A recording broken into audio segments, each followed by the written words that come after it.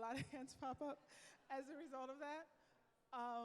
But I want to make sure I promise the order. There was a hand here, and then I'm coming back to McDougal. There was a hand in the middle, so yes. I just want to, hold on. Yes? Yeah, go ahead. Law student.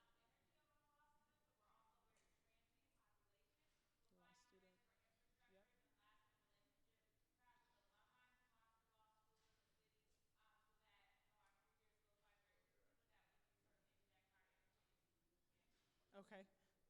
Thank you. This is law school formation, Ms. Dougal, and then I'm going to go into the middle. So I want to say, first of all, that I think this is very helpful and that there are a lot of people who've been calling for what do I do next throughout this conference.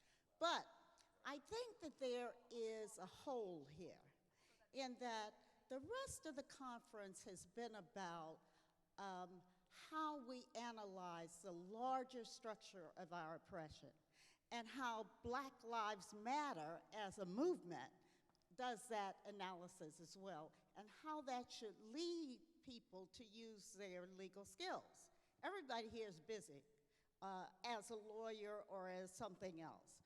But what I hear is people have come here to be attached to a different kind of analysis of how their work can kind of check into a meaningful response to the overall system there. And so learning to, or figuring out how to get us all busy seems to not quite answer all of that, because we've got to all connect to an ideological framework to be able to evaluate how we use our skills. No contradiction, no disagreement there. I think, so just also recognizing that individuals come in to the movement at different points,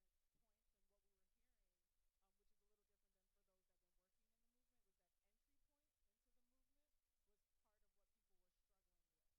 is a little different than for those that have been working in the movement, was that entry point into the movement was part of what people were struggling with. So part of it is identifying how do we create a newer vision, or latch on to the vision of MBL, and not as lawyers coming in and infusing our own skills and vision, into communities.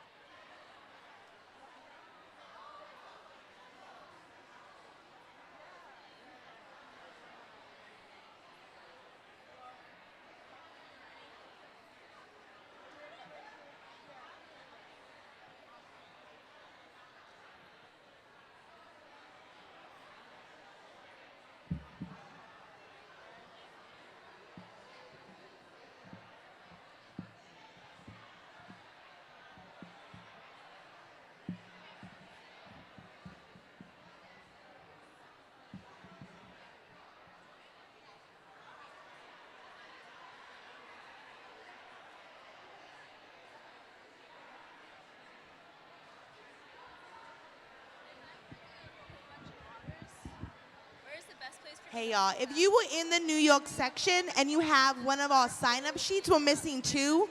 Could you find me yeah? So if you have one of these sheets, come. Very good. Thank you. Because if they're not coming from back there, I mean, you could just put them like right here. Yeah.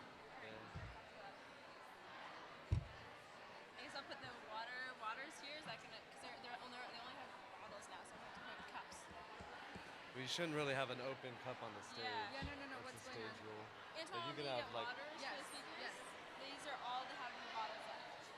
So they have cups and water. So then let's keep them backstage, and if someone needs one, they'll drink it. But I need a music stand. Music stand? Yeah, you have one. I thought I saw one back there.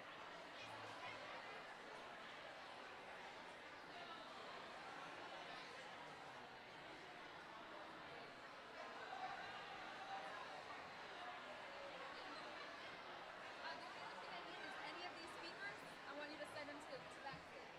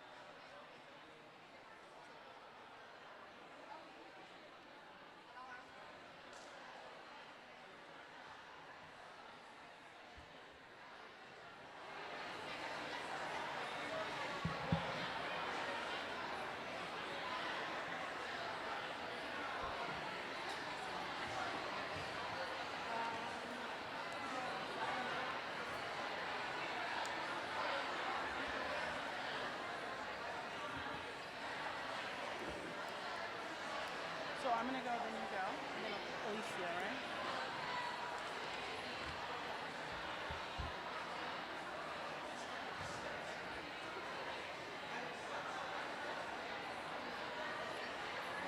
Anything on it? And it's just standing will be lavender and honey. Okay. We're probably gonna get started in like another 10 or 15 minutes because people are still trickling in from other parts of the book. But it's being live streamed, so.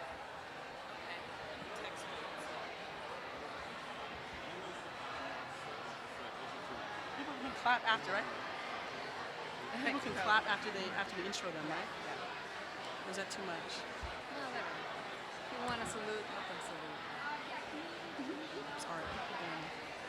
I know, I'm gonna get Tenji man, you are fucking brilliant. Fire. Really? Homie, fire. I was like, Really? I want to I take was like, everything that you low say. key, I was about to can apologize it. yesterday. Play it on repeat. I was about to apologize I yesterday. I was turn like, myself up every day. Yeah, it's so good. I was like, you poor people. No. That's why, like, maybe I should stick to dry because I can't even. Just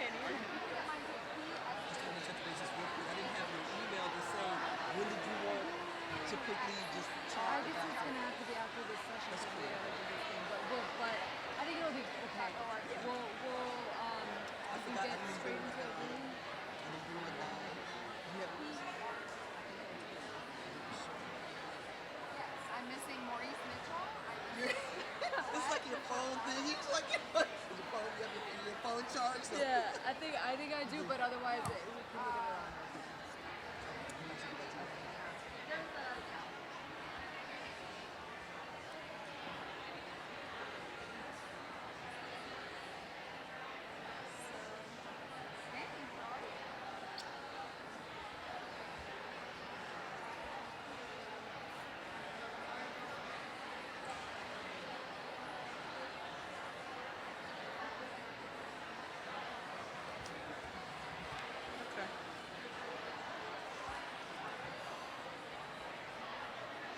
guys still need this at home? No, we don't. We're doing lavaliers. Yeah. Where do people speak here?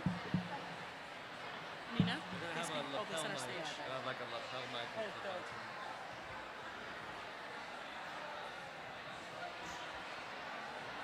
Look at this shit. Look at the way I do it. This is like the worst. This is the way my brain works.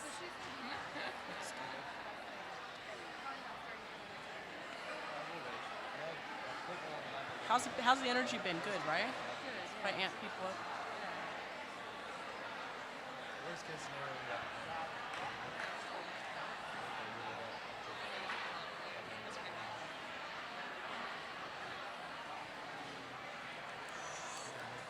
Is it afternoon, technically, or evening?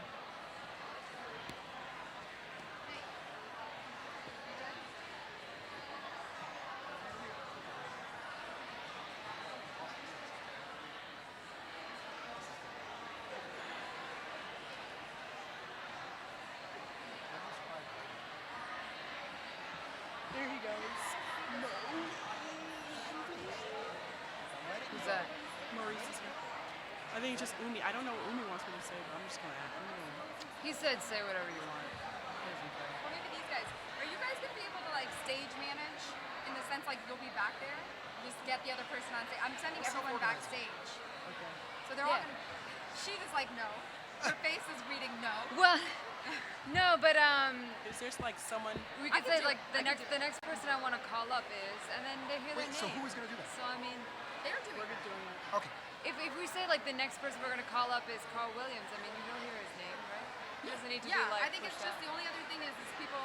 I'll tell And that. yeah, I'll you tell need to the have. guys. But the other thing is, you're gonna go on that schedule that's in the book. Yeah. No. No, that's not that schedule. Oh. So you are on after L. So you're in What the number second am I? half. You're in the second, half. second Your half. numbers. Your number. 1 in the second half. So yeah. So you're Okay. 5. Number 5. Number 5. Oh yeah, that's a good way to do it. 1. Wait, do people know what order they're in? No. Alicia, Vince, Norris, L. Where's Norris? Hi. I gotta get cut out. And take your name tags off if you're on stage.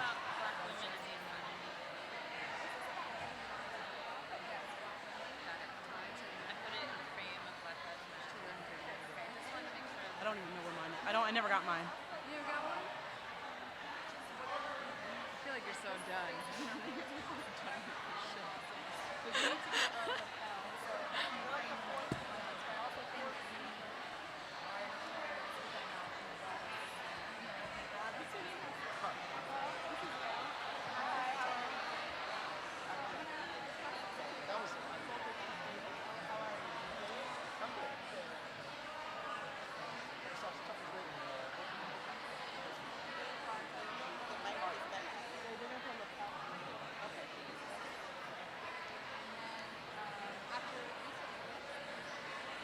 Reading it. Yeah, I just want to make sure I'm not repeating what you said. It's more like rhetoric, like Yeah. loving, firing people up.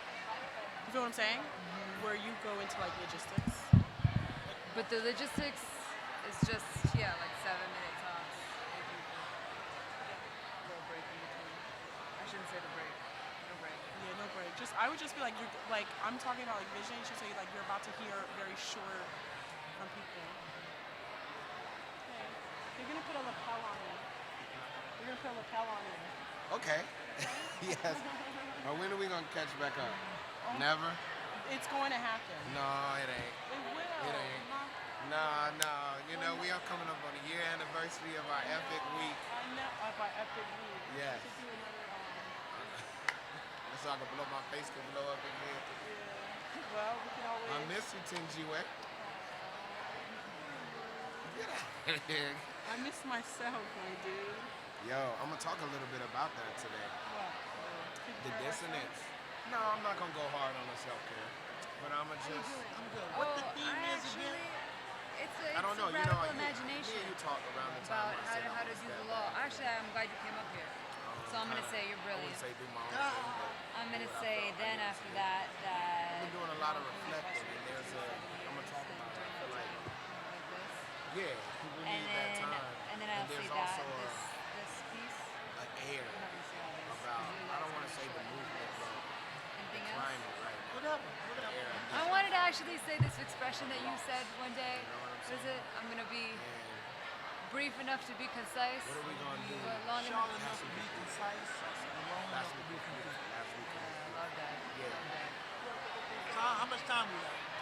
7 minutes. Let's talk about the long Olympics. time. It has nothing to do with It's what radical happened with imagination. Guam, but the Requires audience some reactions time. were a little bit Oh, no, I've been doing some things the around in louder my head, applause you know. for the kid that they knew. I was like, whoa. Okay, we'll talk about it. I just want to talk to you. We meet with Suzanne tomorrow. We meet with her every time.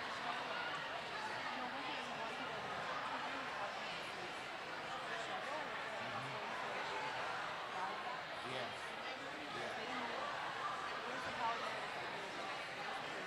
Yep. Yep. It was so crazy. It wasn't y'all, but I was listening to the applause. I know I spoke to my very It was weird. Okay, but we'll talk. I'm sorry. Yeah.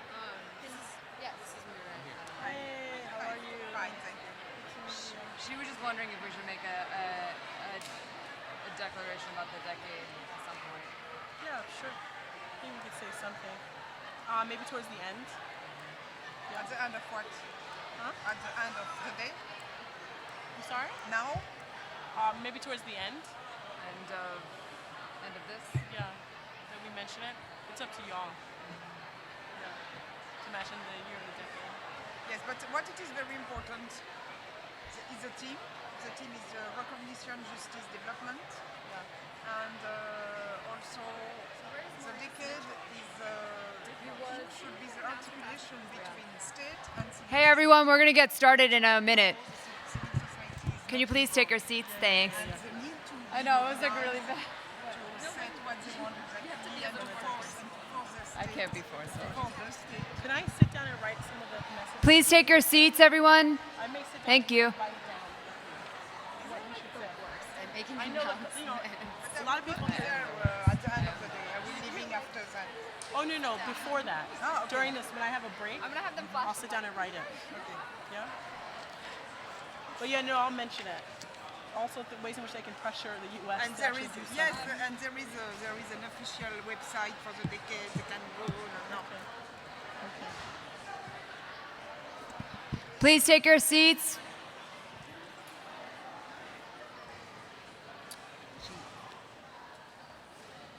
I left my phone in the room we were in. I'm gonna get it. And where's the secret way I can? There's no secret way. You can just come right back. Okay. All right. Cool.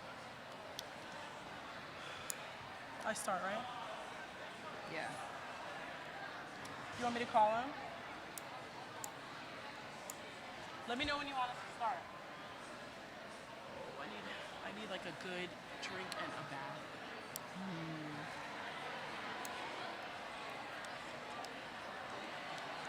My body's in a. Say that again? I'm not sure.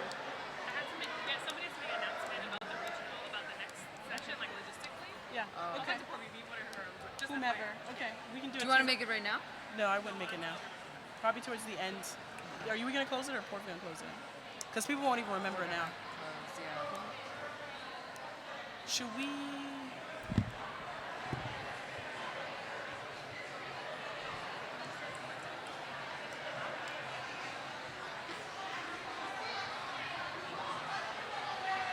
They might be.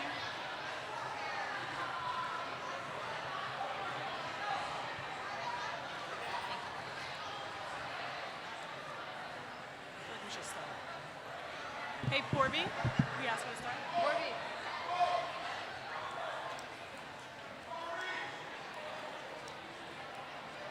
I think they were just trying to. It's okay. No, listen, this is like, compared to England, this is like the most organized shit.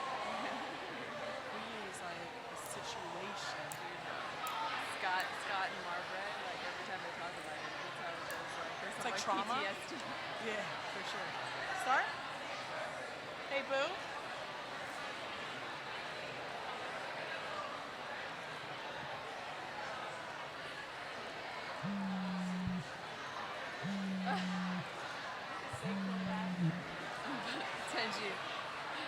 phone's like blowing up on the podium. Courtney, Hey, homie, can I call you right back? Are you all right? I do need my phone as a part of my plan. So, okay. Thank you.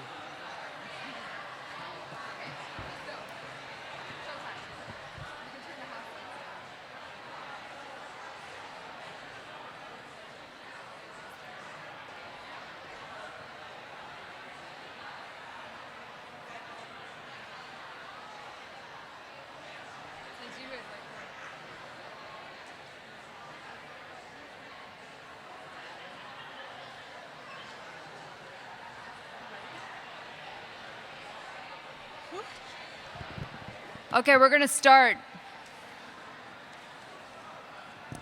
It's a good chat. I'm not gonna chat. How's everybody doing?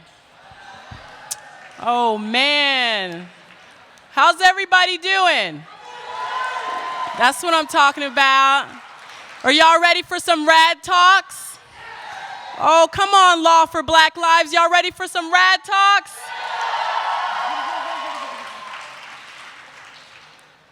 So, my name is Tenjiwe. I'm up here with Mina. And you all are about to hear some visionary thoughts from some very powerful leaders. This moment in our history will be one we talk about generations from now. It will be, if we let it, a time our people will speak of the courage, the radical imagination, and the revolutionary actions taken for the purposes of freeing a people. You all will hear inspiring short talks by visionary thinkers, movement leaders, legal minds who have given so much to this movement to get us to where we are, in addition to so many who are not here today. They will share with you their thoughts, but as they do, I challenge you to open up your hearts, to open up your minds, and let your radical imagination take over. So the prompt for this session was, what would be possible if law really stood for Black lives? But if we were to honestly answer this question, we might come to the conclusion that we need to look beyond the law to get justice. We're at a critical juncture right now where, as radical lawyers, the time demands creativity, vision, and action. And so these 8 talks that you're going to hear, about 7 minutes each, are going to inspire you to open your mind, to think creatively, to inspire you to think beyond the law as you leave the room and go back into your practice and try to exert the vision that you have, that you've heard here expressed, and that you will hopefully articulate to yourself. So your first speaker is a person that many of you all know, a powerful, brilliant, amazing, inspiring, revolutionary sister, Alicia Garza. Alicia, that's right, that's right. Alicia is the Special Project Director for the National Domestic Workers Alliance. She is an organizer, writer, and freedom dreamer based in Oakland, California. In 2013, Alicia co-founded Black Lives Matter, an international organizing network developed after the murder of Trayvon Martin, focused on combating anti-Black racism in all its forms. Alicia has consistently shown us what leadership looks like, feels like, is. Please show your love to Alicia Garza.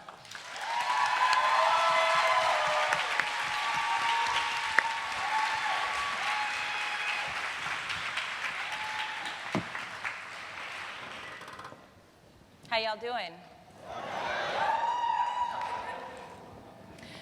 Black Lives Matter is a powerful network of Black people who have come together to finally eradicate anti-Black racism and state-sanctioned violence once and for all. For far too long, Black lives have not mattered in this country, nor have they mattered around this world. Now, how do we know that? We know this because of the 2.5 million people who are locked in prisons and cages, 1 million of those people are black. We know this because no fewer than 9 million people are under state supervision, and many of those people are black. We know this because according to our comrades at the Malcolm X grassroots movement, every 28 hours in this country, a black person is murdered by police, security guards, or vigilantes. And this year alone, that rate is something like every 8 hours. We know this because black women are the fastest growing prison population. We know this because while the Confederate flag may have come down in South Carolina, it has not come down in Mississippi. In fact, it is the state emblem. It is the symbol that says to Mississippi, Black lives do not matter here. We know this because black women make 64 cents to every 77 cents that a white woman makes to every dollar that a white man makes. We know this because the average life expectancy of a black transgender woman is 35 years old. So I could go on and on about how we know that black lives do not matter in this country and around this world. But more importantly, it's critical that we understand that Black Lives Matter both as a powerful network and as an international movement that was ignited by the murders of people like Michael Brown, ignited by the murders of people like India Clark, ignited by the murders of people like Jonathan Sanders, ignited by the murders of people like Jordan Davis, ignited by the people who are murdered like Ayanna Stanley Jones, ignited by people who are murdered like Penny Proud, like Oscar Grant, like Sandra Davis, like Rekia Boyd, like so many others. We know this because as all of these people are having their lives taken unnecessarily, we know that Black Lives Matter is about much more than police terror. It is about our fundamental right to live as black people with dignity and respect. Now, in my work at the National Domestic Workers Alliance, we see ourselves as an integral part of the movement for Black lives. Now, you may be asking yourself, what do domestic workers have to do with Black Lives Matter? Well, you see, domestic work, caregiving that is administered in other people's homes, domestic work is rooted in and shaped by the legacy of slavery. Y'all don't hear me, though. Domestic work is rooted in and shaped by the legacy of slavery, where enslaved Africans were forced to work in other people's homes, on other people's land, mostly for folks who were generating profit off of our backs. That is the legacy of domestic work. Now, how did we get there? During the New Deal, Southern lawmakers and union leaders made a compromise that excluded domestic workers and agricultural workers from federal labor protections that were afforded to all other workers. Why did they do that? Because domestic workers and agricultural workers at that time were predominantly black. Today, that means that domestic workers often live and work in the shadows of our society and in the shadows of our economy. They are often isolated as the only employee inside a home, and oftentimes not even considered to be an employee, but instead a member of the family. They are subject to exploitation and abuse. One woman I know said that she was brought here from Brazil with the promise that she could work for a family and be able to go to school. But instead, she had her passport taken from her, and she was forced to sleep on the porch while she cleaned and nourished and fed a family that was wealthy. In fact, they were cancer researchers. Now, domestic workers are often, includingly, unprotected by the very laws that ensure that this type of exploitation does not happen. Now, many domestic workers are black immigrant women from the Caribbean and from across the continent. More than 500,000 black immigrants are living in the shadows of our democracy. They are both being criminalized for being undocumented, and they are being criminalized for being seen as Black American. And while the tales are horrific, the organizing, which is led by these women who hold the tatters of our democracy and our economy together, is restoring life and humanity to our homes and to our workplaces. Domestic workers have formed a powerful national alliance driven by them to fight for basic labor protections, to set a fair floor, not just for us, but for everyone. Domestic workers are also innovating and shaping the fastest growing economy. We are building new and innovative models of full and fair employment that can finally uproot structural racism from caregiving once and for all. Now, in our work, we have won 5 state-level bills in 5 states in 5 years, and we are just getting started.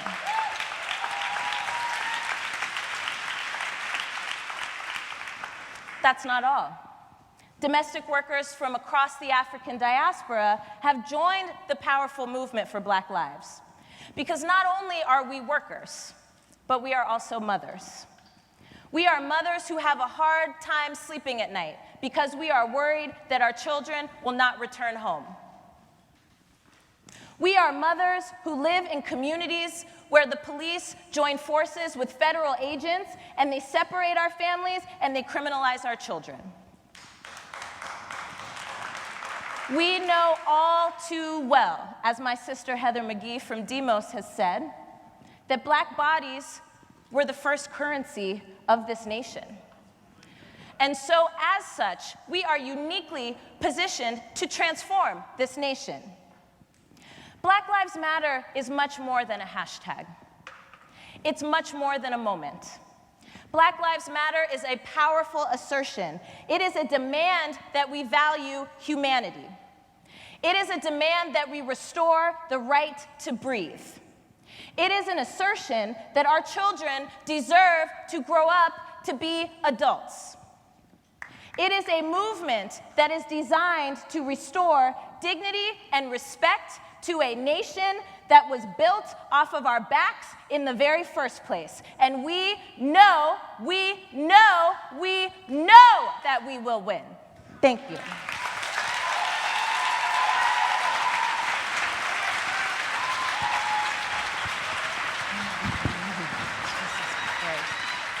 Oh my God. So next up, we have my friend and force, and somebody that you've already seen, Vince Warren, the Executive Director of the Center for Constitutional Rights. CCR is known for taking the cases that no other lawyer will take. Vince was involved in monitoring South Africa's historic Truth and Reconciliation Commission and worked as a criminal defense attorney for the Legal Aid Society of Brooklyn. He's also, as you saw last night, an amazing jazz drummer, and so give it up for Vince Warren.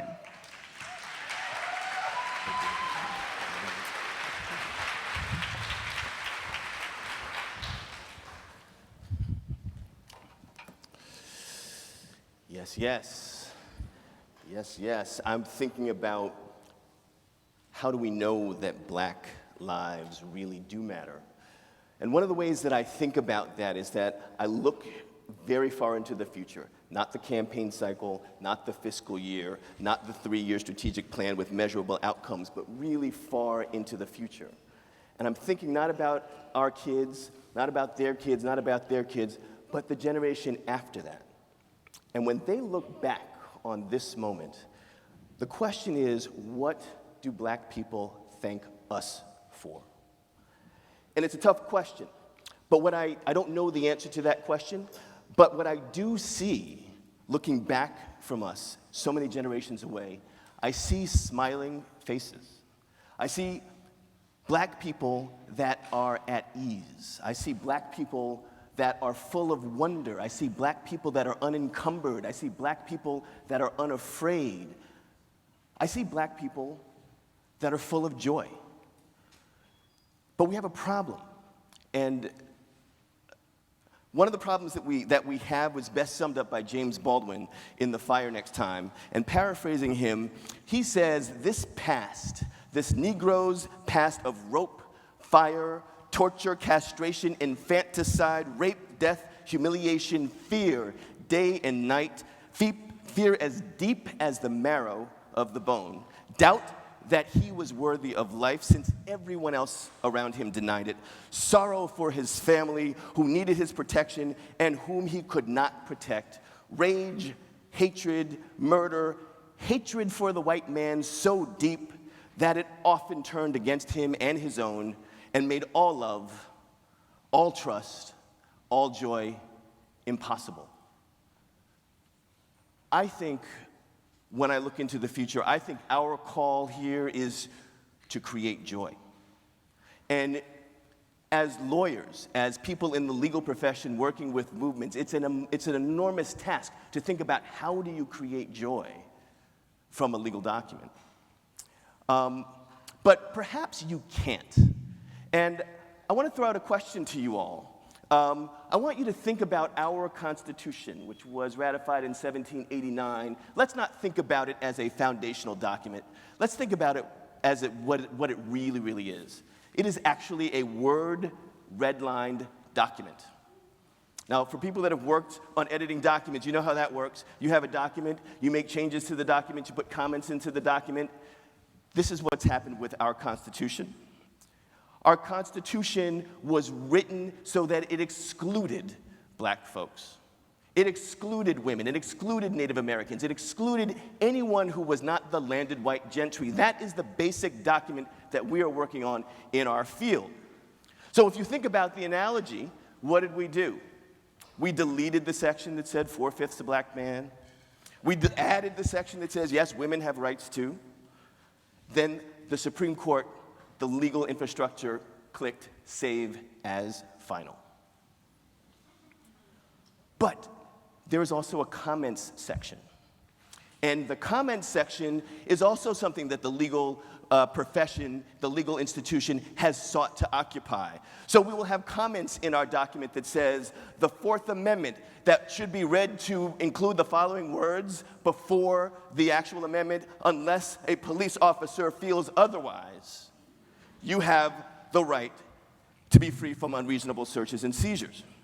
There's other parts in the comment section that we are putting in, right? And so when we talk to black people in black communities about what's the most important thing to them, they will tell us the same thing time and time again. It's education, it's housing, it's healthcare, it is being able to protect and provide for families, and none of them, not a single one of them, is a right in our Constitution. So what are we spending our time doing? We are spending time in the comment section trying to get our courts to accept changes. I do not think that is the path to joy. I do not see the path to showing that Black Lives Matter in that process that we're doing. My CCR board member, one of my CCR board members, Kathy Albiza, who's here today, told me not too long ago that there are only two things worth doing in life. One is creating joy, and the other one is eliminating pain. And what we are doing here today, what we are trying to assemble, is a strategy to do both of those things simultaneously. And I don't have to tell you that it's not easy, because if it was easy, somebody in this room would have done it already. But it is obvious, and as Brother Sekou said to us just yesterday, that we live in a time when stating the obvious is a revolutionary act. And we have been stating the obvious for 2 days in this conference. And thinking about what that revolutionary act looks like moving forward, that we have to think radically about our profession, about the role of our profession with respect to movement groups, with respect to communities, but most importantly, we have to ask ourselves, can we get where we need to be by doing the things that we are doing now? The answer is no. But that's why we're actually here today. That's why we've been at this conference, because Law for Black Lives is about creating the radical innovation in the way that we think about our work as lawyers, to get us out of the comment session, to actually envision a legal document that actually includes the fundamental basic rights and humanity of Black people. We're planting the seed, right? When you think about those generations moving forward, that if you ask what are they thankful for that we have done, that we have started, they may say that at this moment, at this time, we came together to plant the seed. They may not, because we have to also do this work with humility. When you go to a beautiful forest and you're walking around, you're enjoying the trees, you do not know the name of the people that planted that and made it possible for you. But they matter to you. And even though you don't know their names, you thank them for it. So perhaps with humility, with innovation, with solidarity, with camaraderie, we'll be able to plant a seed so that years and years and years and generations down the road, Black people will say, we know that many years ago, there was a discussion about changing the way our society works, and our communities were involved, and our lawyers were involved, and for that, we are eternally grateful. Thank you.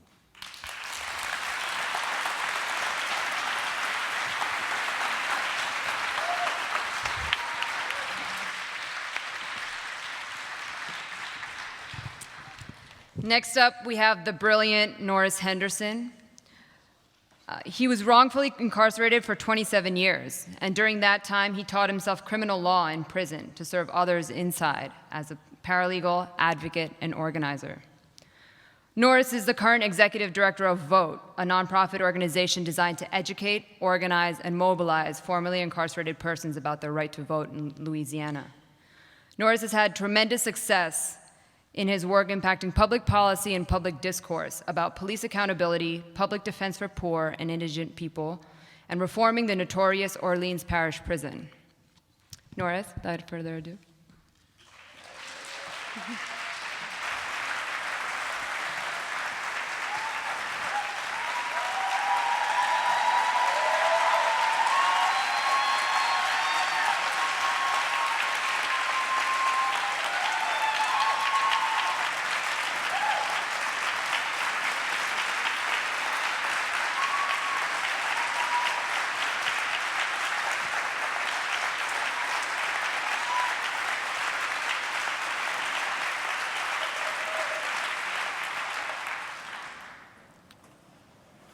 First of all, thank you. I was kind of standing in the back, and I was listening at everybody, and I was kind of started shadow boxing back there, you know? It's like being in the dressing room, getting ready for a fight, and like, okay, you got to go out. Sooner or later, they're going to call you, you got to go out. And then when I started walking out, I remember I used to play music when I was a kid. I was in the band, and so I saw the stand. I was like, one or two things didn't happen. Either I forgot the sheet music or I left my instrument, one or the other. So, this is supposed to be about something radical, about how we see ourselves in this moment. And, I'm going to kind of like start off with something because, coming from a space, I stayed in prison a very long time in a male-dominated environment for almost 3 decades. And my second real job was I became a director of an organization, and everybody that worked for me was female. That was challenging. But so yesterday when I showed up, when you got to go, you got to go. And I asked somebody, where's the restroom? And they pointed to the door and they said, gender neutral. So I'm like, but the original sign on the door was women. I was like, okay, what this gonna look like, So anyway, I goes in, I had to go, So the day I show up, and I said, well, before you get started, make sure you take care of your business. And then I see a sign on the door say all inclusive. I say, damn, I done made it to 7. No, let's be honest. This is supposed to be about us being honest with each other. You know, I've been blessed. I've been truly blessed. I'm not supposed to be here. I had a life sentence. I was serving life. And for the life of me, you know, for years I couldn't figure out how did I get in this circumstance I found myself in. But I was there. But I took a bad situation and turned it into that state. And they drove 18 hours to get you to kind of like make a call that they may need some help soon. So when I'm saying how we show up, well, we show up for those folks in Mississippi like we showed up in Ferguson, like we showed up in Baltimore, like we showed up in Oakland. So if we're talking about winning and how we win, I have a very simple formula about how we win. Very simple. And that is we've got to be willing to fight one day longer than our opposition. It's simple. It's simple. It's not a complicated thing. It's that we got to be willing to fight one day longer than them. And so when we think about that, just envision that. You're in the fight. I'm a boxing fanatic. And I remember Frazier and Ali, the Thrill in Manila. And I can hear Boudini Brown all night long, champ, all night long. But I'm looking at the expression on Ali's face. It's like, I'm just steady hitting Joe, and Joe ain't going nowhere. Joe's steady coming. Joe was steady willing to fight. In the 15th round, Ali admits that, you know what? I don't know if I can go any farther. I don't know if I can go any farther. And truth be told, he didn't want to continue to fight. But at that moment, Joe quit on the other side of the ring. They drew in the towel. Ali didn't even know. He's kind of like contemplating, I don't know if I can go back out there. But Angelo Dundee looked over his shoulder and he saw that Joe and him had threw the towel up and he forced Ali to get up. Because the other thing, if we can look up, we can get up. And that's what this whole thing is about, man. If we can get up, look up, we can get up. So we have to kind of like use all this energy. And I'm kind of like late to the organizing one-on-one. You know, we didn't organize one-on-one in prison. Organizing in prison is a no-no. You know, you organize in prison, you find yourself fast train moving somewhere in the wrong direction. But we found a way to do it. But we done it spontaneously. Shit happened, somebody responded to it. And that's what's starting to happen across this country now. Shit is happening, people responding to it. Now we're trying to do it in a more organized way that when shit happens, we have a group of lawyers already standing, waiting, that we are passing through the jail. We're not spending the night. You know, in the old days, they spent the night in jail because the lawyer was trying to figure out what to do. We know what to do now. We need to have bail money, and we need to have somebody right there advising somebody of what their rights are. Don't say nothing. This is my client. And he goes in and passes it back out so we can get right back on the front line. That's how we build this army. If we want to build an army, that's how we're going to build it. We build it one soldier at a time. And the thing about it is, we can't kind of like get mad at the soldiers. One of our experiences inside when we was organizing, there were some brothers inside couldn't read and write. Their contribution to our movement was they stuffed envelopes and licked them and put stamps on them. So imagine in a prison where you got 5,000 people sending out 10,000 pieces of mail, that you got a handful of people folding and licking envelopes and licking stamps. Nobody else wanted to do it, but they took on the task of doing it. So there's a role for everybody in this fight. Everybody. And I say this to the generals, you know, for the generals, those folks are some self-anointed, you know, generals, and some of us who have kind of like lifted people up to be, no, I'm being real. And for some of us who have lifted up to be the generals. The greatest strength of the general is not during the battle. It's in the first few minutes after. Because you got to find something to say to get those troops back out there on the battlefield and keep them fighting. So when you take on this leadership position, be anointed or, you know, whatever, think about that. And think about the impact that your decisions have on the lives of all the people you're asking to follow. Because sometimes we make selfish decisions about, you know, and I tell people all the time, when people say, man, we might go to jail. Well, jail don't scare me. I haven't been there. Jail don't scare me, but for the person standing next to me, that might be a horrific experience for that person. I have to value that person's opinion and feeling and position. So I can't get upset with this person. This person said, like, I cannot afford to go to jail. I got to respect that. And so at the end of the day, all I'm saying is that, man, we have a moment in front of us that if we do the right thing with it, man, we can accomplish so many things, so many great things. And so my final acts of everybody in the room is that when we look in that mirror in the morning, that we bring our whole self. That we bring our whole self. You know who you are better. I just tell people all the time, you know you better than I know you. You know what you're capable of doing. You know how much commitment you're going to give. Because inside, you know, all you have inside is loyalty and commitment. That's all you have. You don't have no cash to pay for this and pay for that. Your face takes you everywhere you need to go inside. Your face and your reputation for packing fair with people. And if we learn to pack fair with each other, just like we have people in this room from all over the country. You know, I'm kind of like one of these guys whose brains start doing stuff and I don't know what to do with it when you start doing that. I came here early this morning. I think I was one of the first or second people in here. And I sit down and I counted the chairs. Go figure. Go figure. I was just sitting down and saw 10 rows here, 10 rows deep. Oh, that's 100. Damn, they got that's 600 people going to fill up this room. This is a lot. This is a critical mass of people. A critical mass of people with real skills. Real skills. We got organizers. We have advocates. We have attorneys. We have law students. But what do we do with it?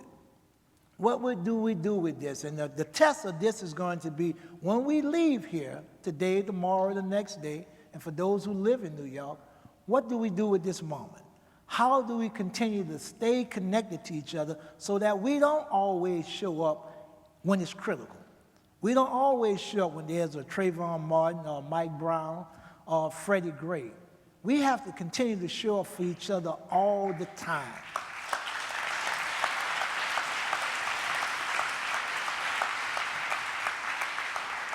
I get tired of going to funerals. I'm in the place where we lead the nation per capita incarceration.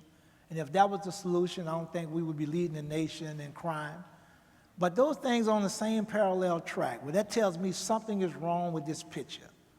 But the thing is that we are in a position, and I always say we inclusive, because I'm either part of the shit going right or I'm a part of it not doing what it's supposed to do. But we have to kind of like take on the onus of saying, if it's to be, it starts with me. I'd like everybody just to repeat that. If it's to be, it starts with me. Now just think about what you're saying. Now you've made a commitment to yourself. You've just made a covenant with yourself that if anything's supposed to change, it starts with you. So if it's not moving, blame yourself.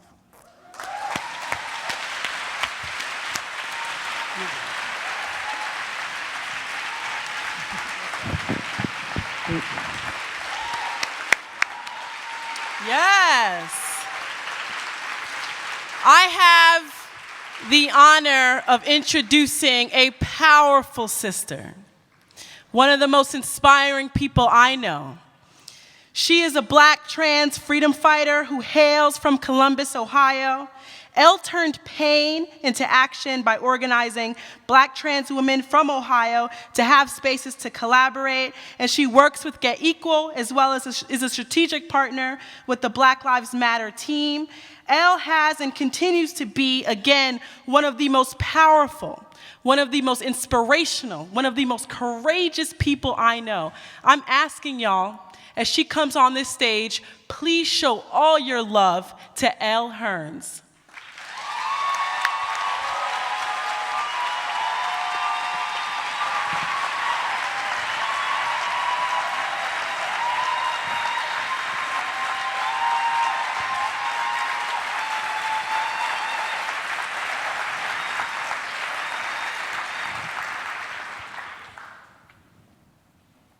Hello, everyone. The law has lied to us. The law has lied to you, your academic degrees, have lied to you as well. If the law really stood for Black lives, we wouldn't continue to have to learn or say the names of countless beautiful Black people who have been murdered. If the law really stood for Black lives, we would understand exactly what state violence is and how it manifests in the lives of Black people. We would know that systemic and structural violence is a form of state violence, along with the very visible forms of police brutality that we all know. If the law really stood for Black lives, the officers who murdered Sam Dubois in Cincinnati, Ohio, would have been fired the first time. They murdered a Black man and got away with it. If the law really stood for us as Black people, we wouldn't have to defend ourselves against the very thing that is supposed to protect us.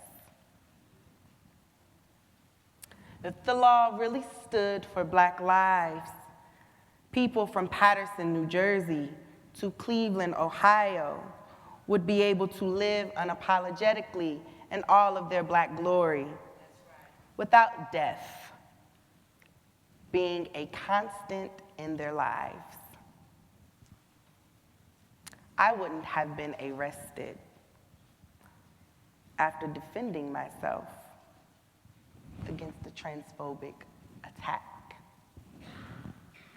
The jail that I was placed in wouldn't exist if the law really stood for Black lives.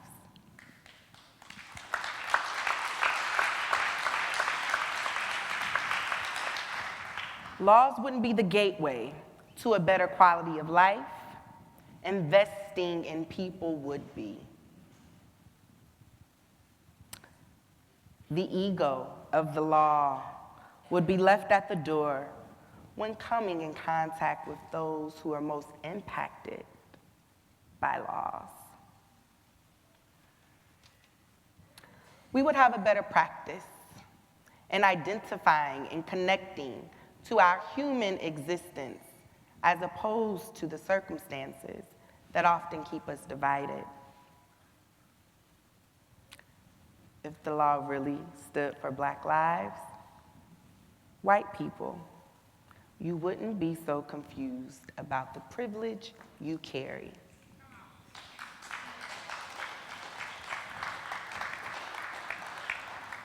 There would be specific language around the dismantling of white supremacy, patriarchy, and capitalism in laws if they were really for Black lives.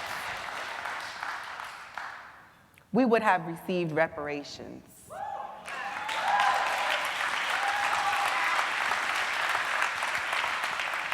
We would have received reparations. If the law really stood for Black lives, Kai Peterson, a Black trans man who murdered his rapist, would not be in prison currently serving 20 years in Georgia. Maya Hall's murder would not have gone unnoticed if the law really stood for Black lives. Anthony Sorrell would have never made the news if the law really stood for Black lives. The House of Horrors in Cleveland, Ohio would have been torn down long before Anthony had the opportunity to capture and detain Black women.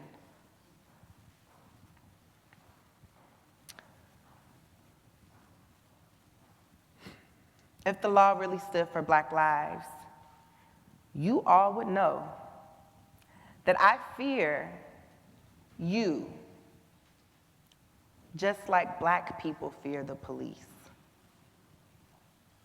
As a black trans woman, when I come into a space with you, I don't know if you will kill me, misgender me, out me, or verbally attack me. If the law really stood for Black lives, we would not have to listen to Bill O'Reilly.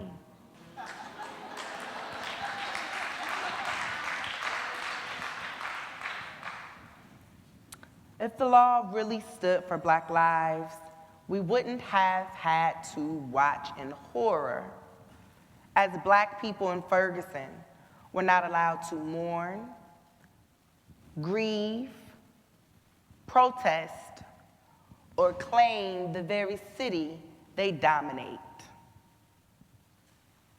If the law really stood for Black lives, Mike Brown's body wouldn't have laid in the street for hours. Detroit would be just as vibrant as it once was. We would not know the name of Black women like Sandra Bland, Raynetta Turner, Kendra Chapman, Joyce Cornell, and Raukina Jones. We wouldn't have to speculate whether or not they committed suicide. We would have confirmation for what we already know about their deaths.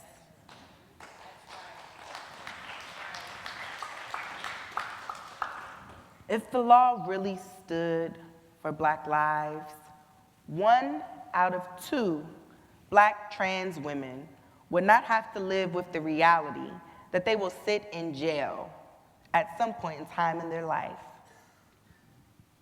Black trans women would have a life expectancy longer than 35 years old. Black trans women would be able to anticipate making more than $10,000 a year. If the law really stood for Black lives, you would know I, as a Black trans woman, am not interested in inclusion. I am not interested in marriage. I am not interested in equality. I am interested in the liberation and the freedom of Black people.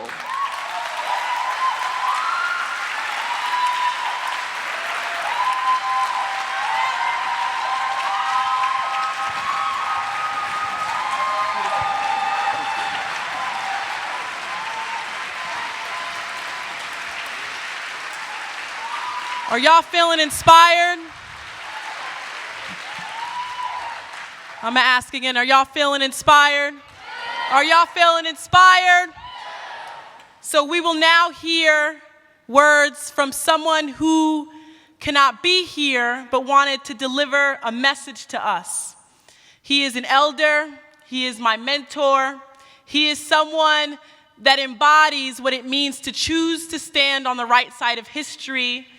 Please hear the words, the message of Mr. Harry Belafonte. Needs to be willing and able to look at the human condition and ascertain whether the place that you fill in the social space has committed itself or done anything to change the condition that we see when we look at human suffering. And if you have not, then you are presented with your first radical opportunity. If you have been in it, then you have to have the strength to look at what you've done and perhaps arrive at the conclusion that maybe it was all wrong. Maybe mistakes were made. Maybe we have to go back and take another look. To be caught up in radical space the most important ingredient for it from my perspective is to ascertain what, in fact, are you willing to sacrifice for the change that is needed? What are you willing to give up? What are you willing to commit to make change happen? Most of the people that touched my life in really profound and remarkable ways were all cut from the radical fabric. Eleanor Roosevelt, Dr. W.E.B. Du Bois, Paul Robeson, Dr. King, Malcolm X, Nelson Mandela, Bobby Kennedy. It goes on and on and on. And in the context of meeting these spirited individuals, touched by inordinate intellectual power, I was able to bury myself in the midst of their world and their thoughts and extract for myself the ideas and the thoughts of things that I could possibly do. And one of the first things I realized that you've got to seriously ask yourself, what are you willing to sacrifice to change the human condition? Radical means going against the norm or changing the norm. Radical means stepping outside the box. Radical means giving up comfort. Radical means being excited by the challenges of poverty and war and feeling that not that the work that you do is as much a burden as it is a reward. And I think that anybody who embraces the radical culture, the radical space, willing to view the radical choice, will find that they've touched something that's more rewarding than anything else in life they could possibly have done. If it had not been for my hunger for radical thought, my hunger for knowing how to engage in a better way, all the people that I mentioned earlier would never have been a part of my life, and they would never have let me into theirs. This thing radical is not America, as a matter of fact, as a culture, does not encourage. As a matter of fact, it works tenaciously at obstructing the path to radical thought, to radical development, to radical thinking. And as a consequence, all day long we're being subliminally bombarded with mass media, with technology, with press, to stay away from anything that chooses to change the norm.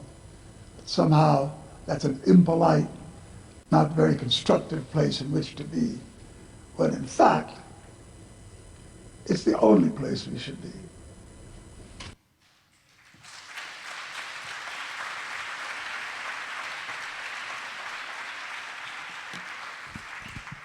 So you just heard Mr. Harry Belafonte surface some questions. What does radical mean?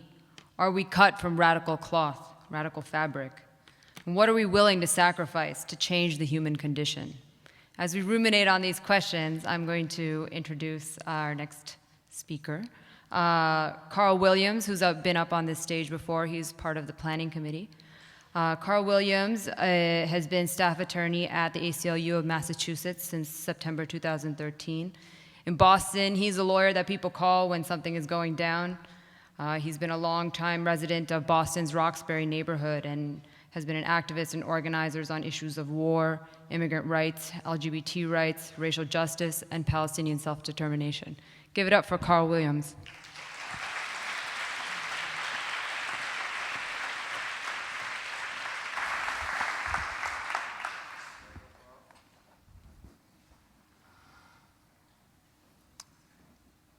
Law for Black Lives. The law is our enemy. The law is our enemy.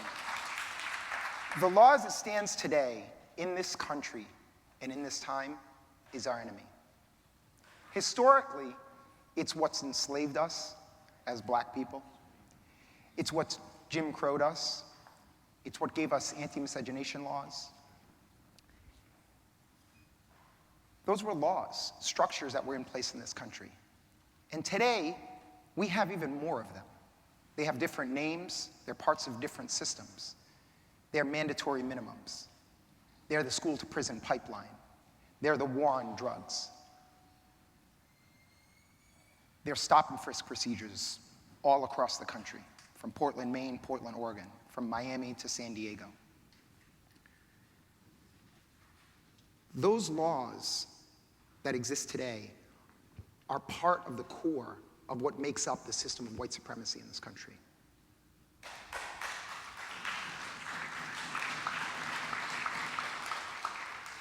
And those laws didn't just appear from nowhere. They appeared at the foundational points of this country. Vince was talking about the Constitution and sort of ways to amend it and change it. The Constitution, and I always point this out, it's the very easy place to remember when it was first written. It's Article 1, Section 2, Paragraph 3 explicitly talks, it doesn't use the word black people, but it explicitly talks about black people.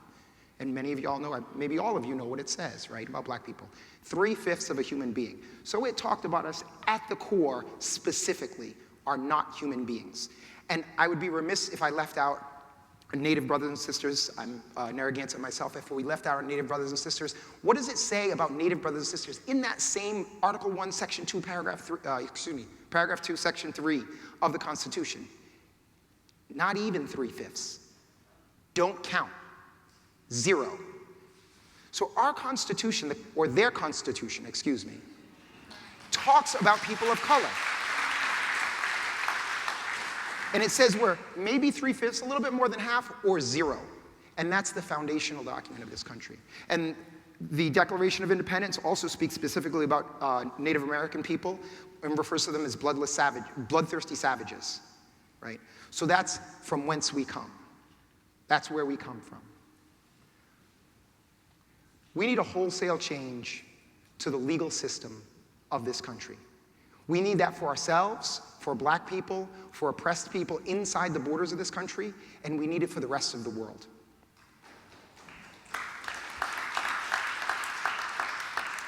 And more than that, we need to change the culture around it. I was at an activist gathering, and someone came up to me and said, couldn't we make it against the law so when a policeman kills somebody, that should be murder? It should be illegal. And I said, so you're saying when someone takes a gun and shoots a person, there should be a law that says that that's something and we could call it murder? He said, yeah, we should try to get a law that says that. I said, there's probably, maybe 15 in the state and there's some federal ones. We have those laws. But it isn't that law, it's the culture that surrounds it. It's the district attorneys, it's federal prosecutors, it's defense attorneys sometimes. And it's the judges, and it's the grand juries, and it's the juries that look and say, doesn't look like that to me. It's that system and it's that culture that we need to get to the root at, rip out, and change. Audre Lorde said, well, y'all know what she said. The master's tools will never destroy the master's house. With some apologies to the sister, I'm going to change it a little bit and say the master's laws will never destroy the master's system of white supremacy.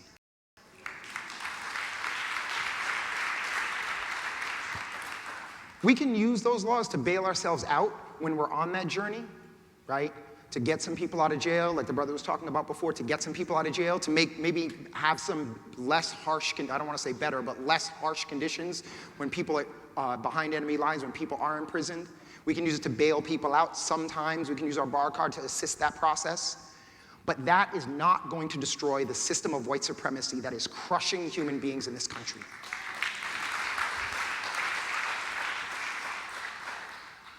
So where does that leave us, right? Because that's the depressing part.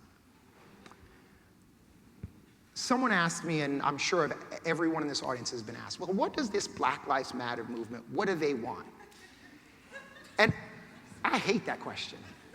But I thought about it, I said, well, we need to answer this, like these white supremacist people who keep saying this stuff, right? We have to have some response to that.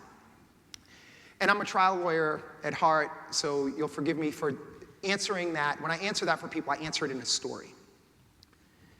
So actually, I'm going to start out by asking a question to folks. How many people here have very young black children? Put your hands up. First of all, everybody should clap for them because they're raising young black children, right? And wait, keep your hands up, keep your hands up. So for all of those folks, what I want to see happen, you can put your hands down, but I'm going to gesture to you, sister, and say, what I want to see, and y'all can tell me if it's what you want to see too, what I want to see, I want to know the time when this happens, because I know that it will happen.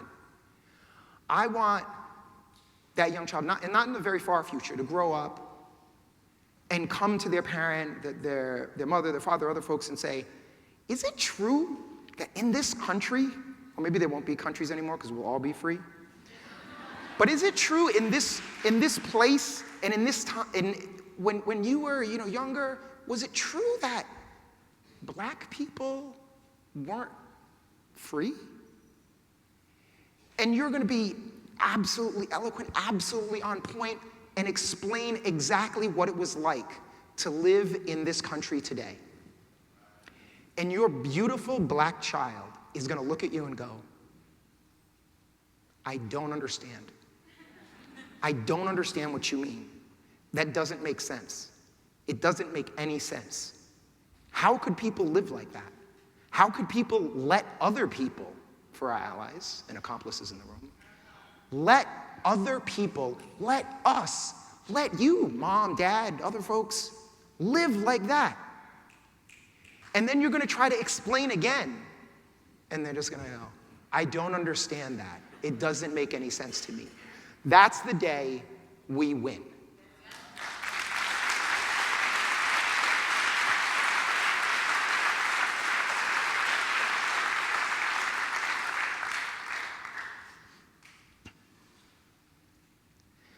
That day is coming. The only question is how far that day is off. How far is it away? And that brings us to who we are and why we're here. So the only thing that all of this, the gathering in Cleveland, the movement for Black Lives that happened, and everything that's happening around this country, everything that's happening around the world for black liberation, for racial justice, and for the liberation of people, the only thing that we are all doing is making that day come a little bit sooner, right? So all we're doing is there's an X on the calendar, and we're just like, let's move the date up a little bit, just a little bit closer to today, right? Let's have it so that that child is a little bit more confused at the situation that was in this country today a little bit sooner. We want to invoke that. We want to speed up that confusion. And I think one of the things on a very core emotional level that we need to do to bring that day sooner, and one of the things that we can do right now in this room, is to believe. Because if all of us were to get together and we were like a society of civil engineers and we said, we're going to go out and build a skyscraper. That's our plan. We're going to go build a skyscraper. But a lot of us said, well, I don't believe that that's possible, really. It's a nice dream, and we like to talk about it, and we write poems about it, and we sing about it, and we chant about it, and we have workshops about it. But I don't really actually believe you can build skyscraper. I don't believe it's a possibility. It's an impossible thing to happen.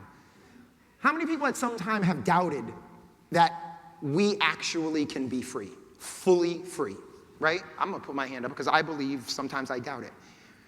We have to 100% commit ourselves to the belief in human beings, that human beings want to be free, that we yearn to be free, and that we can make and believe in our own power in making ourselves free. Because like the engineers who don't believe in a skyscraper, it ain't never gonna get built. If we start to believe right now, right here, that 100%, you may be wrong in the end, but right now, right here, we 100% have to believe that it is possible.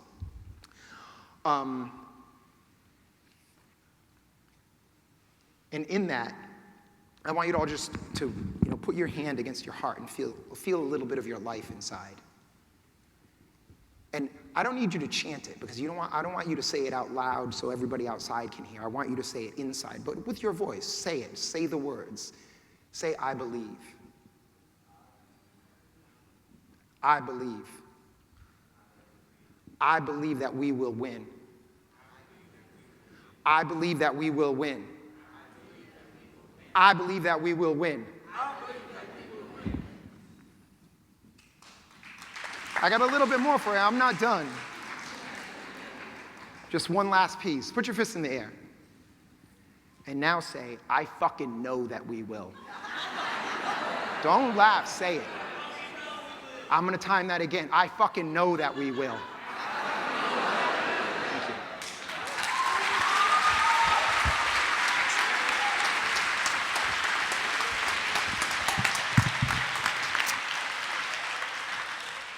Our next speaker is a freedom fighter who I know very well. Maurice Mitchell has shown to his comrades, to parts of the world, that he will do anything in service of Black people. He will do anything for the liberation of Black people. Maurice Mitchell, known as Mo to many of us, has done more for this movement that I will ever be able to share in the 30 seconds that I have up here. But know that Mo, because he exists, because we have him in this world, I know that we will fucking win. Please join me in welcoming Maurice Mo Mitchell.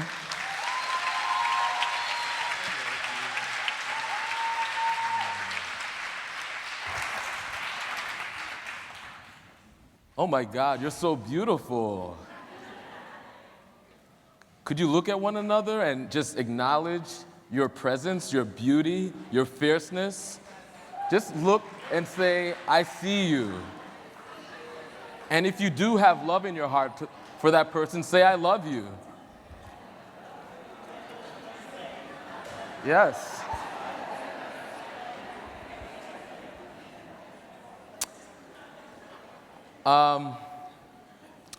So Blackbird was founded by myself, Tenjiwe McHarris, and Mervyn Marcano in this year of protest and resistance to respond rapidly and lovingly to the urgent needs of Black liberation. When Blackbird was called to South Carolina and in Missouri, we both witnessed and heard of extreme violations of people's legal and civil rights. And we also saw, in response, the courageousness of a small but dedicated legal community, right?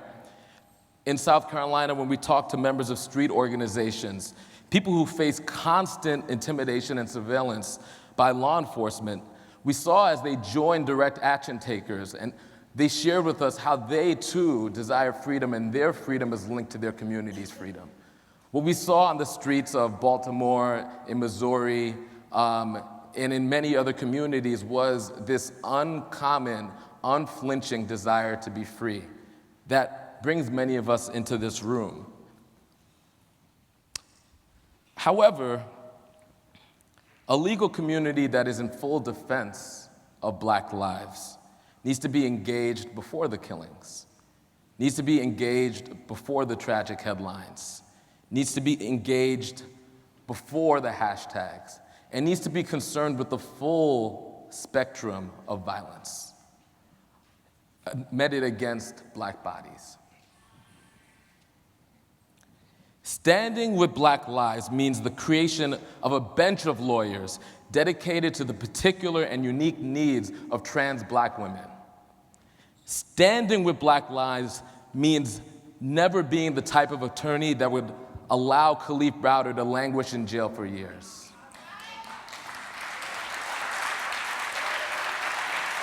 Standing with Black lives means eschewing the respectability politics to join young people on the streets wherever they may go in resistance to curfews and to embrace all of their tools, if that might be slingshots and rocks or tweets or direct action, being on the front line, ducking rubber bullets, ammunition, and tear gas canisters with young people.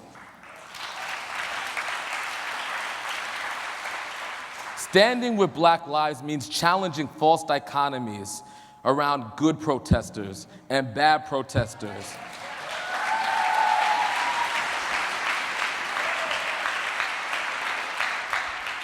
Around violent and nonviolent crime. Around political and apolitical prisoners. I want to free the US 2 million. I don't want just some of our people to be free. We gotta go in and free all of our people. So let me bring into context what many of you know and some people on the stage have already lifted up. The millions and millions of us who are in some way involved in the criminal justice system. The 9 million of us who are in some form at the behest of correctional supervision, and the 2 million of us, more than 2 million of us, who are behind bars, 1 million being Black bodies. Black people are being executed on these streets. Black parents are being sentenced to jail sentences because of their desire for a quality education for their children. In a broken economy, Black people are finding ways in the informal economy to live out valuable and dignified lives, and are being punished because they want to feed their families and they want to live their lives in dignity in an economy that doesn't have quality, just and dignified labor.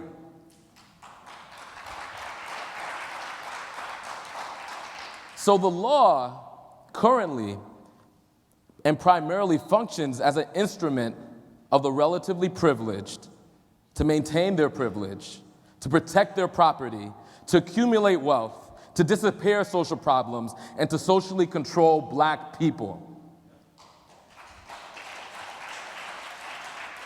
And when the law bends, and when it bends in its application, it's not towards fuzzy concepts of human rights. Unfortunately, it bends towards the often irrational racial anxieties of the white middle class and the overwhelming momentum of globalized capitalism. So the law, in its application, is an extension of racism, white supremacy, and capitalism, right? We need to have a clear analysis of what we're dealing with if we want to fix any problem. And we need to have that clarity. And we need to speak it. We need to say capitalism and the way that we deal with each other, the way that it turns each other into consumers and laborers and labor hours and denies our capacity for love is a problem. And in the way that the law supports that is a fundamental problem.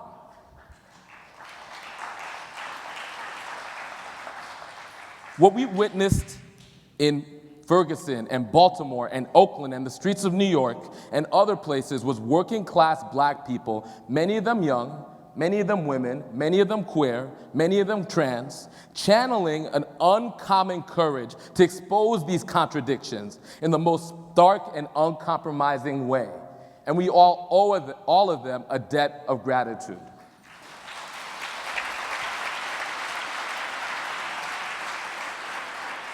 So do we have the freedom of assembly? Do we have the freedom of speech? Do we? Not when it interrupts white comfort.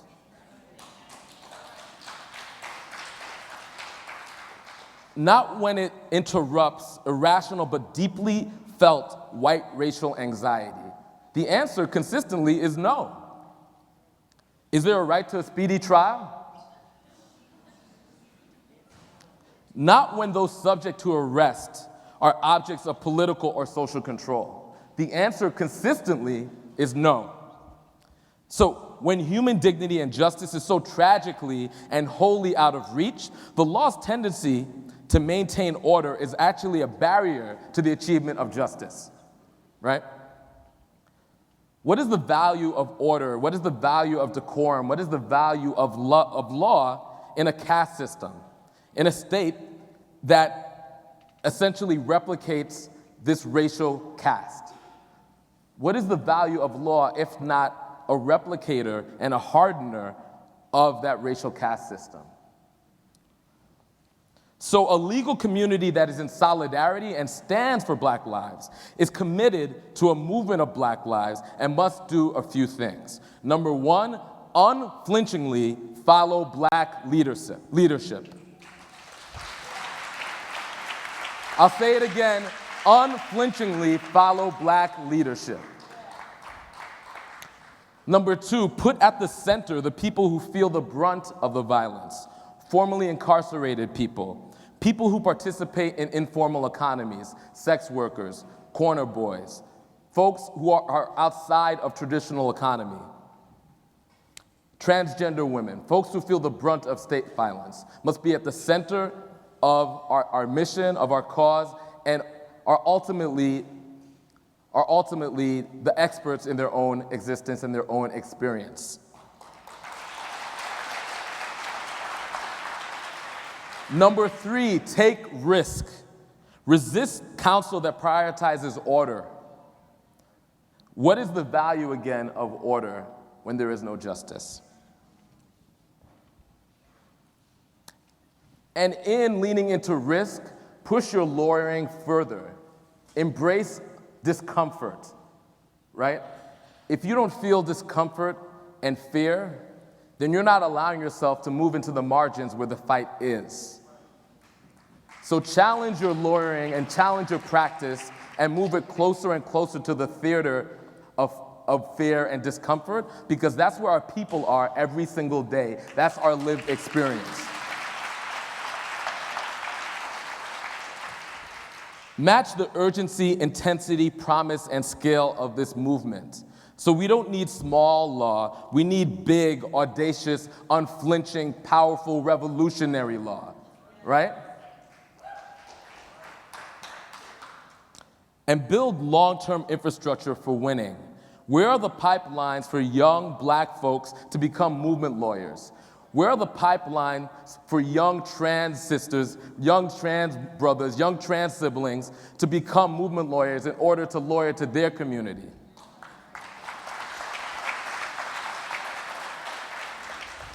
And the last piece, turn up. This movement is rooted in the turn up. We were all inspired by those young revolutionaries in Ferguson and in Baltimore who eschewed the counsel of their elders, of the pastors, of the traditional organizations, right? Eschewed the respectability politics, eschewed all of that, and channeled a courage we haven't seen in decades. Let that be your guiding star. Let that be your North Star.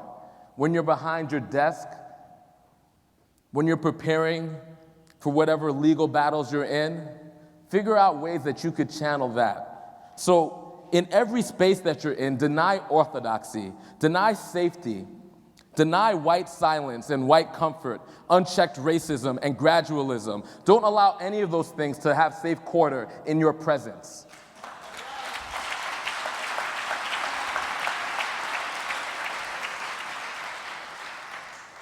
So in closing, my people, center Black leadership. Ashe? Prioritize human dignity and justice over order. Ashe? Match the urgency, scale, intensity, and promise of this moment. Ashe? Lean into risk and channel the courage of the young people on the streets. Ashe? And turn up. Peace.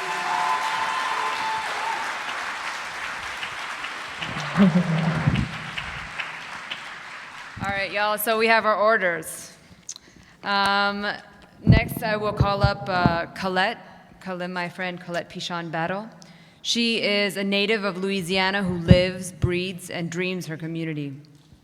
She's widely recognized for her work around multiracial, cross-regional alliance building in the Katrina recovery and other environmental disasters, like the BP oil spill.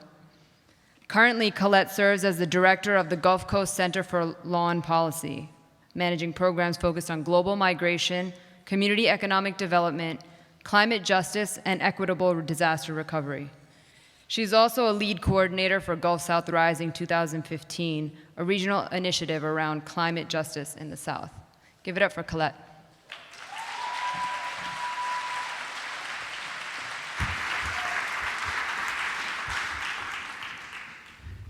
Bonjour. Just checking, I was just checking. It's so great to be here. You guys look beautiful. Thank you for having me. I'll stop doing that. The first question that most folks from the Gulf Coast get when we're in places like New York is, where were you when Katrina hit? Well, I was in DC, practicing corporate law, trying to achieve success. Anybody feeling me?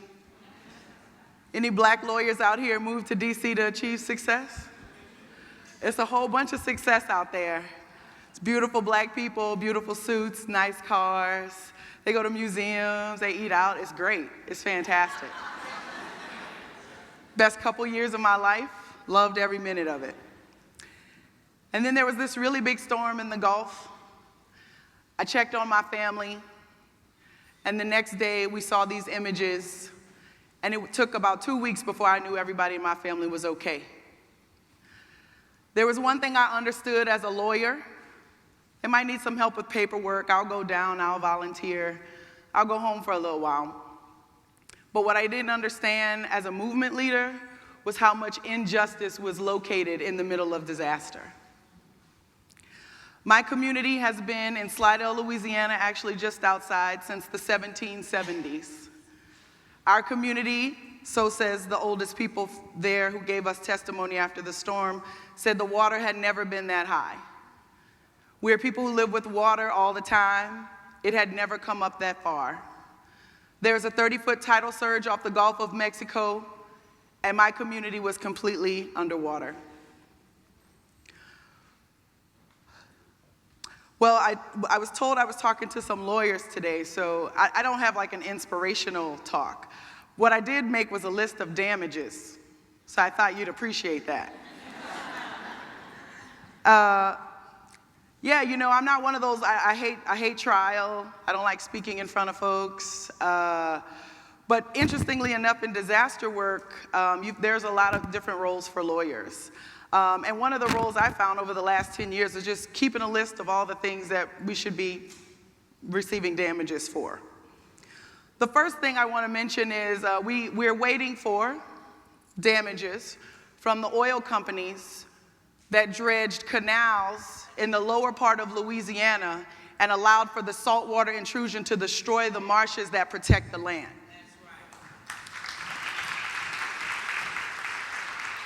I don't know how much money that'll be, but you know, if you could just restore the south of Louisiana, that'd be okay. So whatever that equals, we'll take those damages. The second damages on my list go to the federal government, because it was actually the failure of levees built by our federal government that flooded an entire city. New Orleans was 80% underwater, not because of Katrina, but because of levees that broke. And what was found out in trial was that those levees, one, were not built to the standards that they were set to, and two, the standards that were set weren't good enough to protect that city. There was a lawsuit, they even won. Turns out you can't sue the federal government for damages when the Army Corps of Engineers is at fault.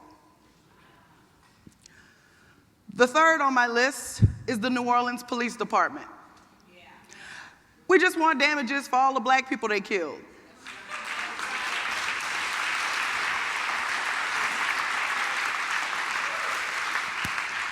And when they do the calculations for the civil part of the trial, we would appreciate if you would value black lives the way that white lives get valued when these kinds of things happen.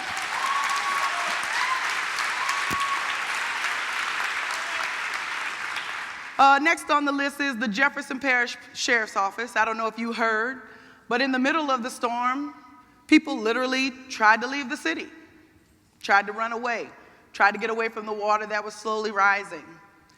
And there were armed sheriffs on the bridge of the Crescent City Connection telling people that they could not get out and sending them back into Orleans Parish. We would like some damages for that. I'm not sure how to calculate that. I'm willing to work with you all to figure out how that's going to break down.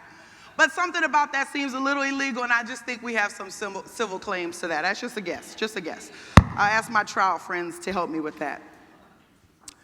Next on the list is BP. Now, 5 years after we were recovering from Katrina and the levee breaches and the floods, right when people were just starting to come out of the trauma that takes on after a disaster like that, there was a massive disaster in the Gulf of Mexico. 3.1 million barrels, 300 million gallons of oil, not regular oil, heavy crude oil. And if that wasn't bad enough, BP, the federal government, several other people said, well, let's sink the oil that's floating to the top by spraying toxic dispersants on it. And let's use toxic dispersants that are banned in Europe for their human impact, for their known human impact, the cancer-causing properties of this stuff. Let's spray it on South Louisiana. And that's what they did. Recently, there was a judgment. Some people were happy about it. Most people in South Louisiana were not. The judgment was $20 billion against BP. Some people think that's a lot of money. But $20 billion is what was settled for the Alaska Exxon Valdez, an oil spill that was a fifth the size, one state on rocky coast with no population. We would like the rest of our money. We could just multiply that and calculate it out.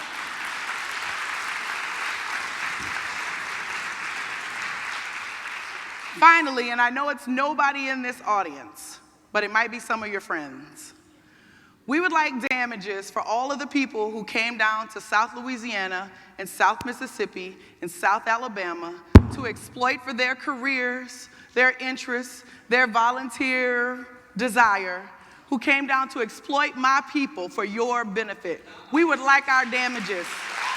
We would like our damages.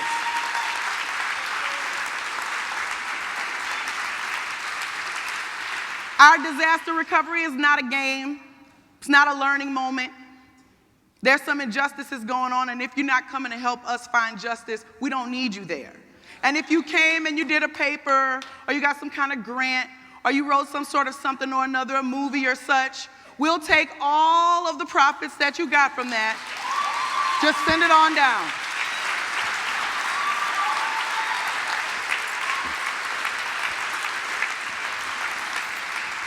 So, small list of damages. Maybe we can work that out. Room full of lawyers. I know we can figure out a way to work this out. These are my radical ideas, by the way, damages for things that are very clearly to be paid to us. So I made another list, because I like lists. The list of damages we're done with, we'll talk about it, but there's some changes that we'd like to make in South Louisiana and the Gulf South, and they have to do with laws. The first thing we want is to see a change in federal disaster law. Does anybody know what the federal government has to do in disaster?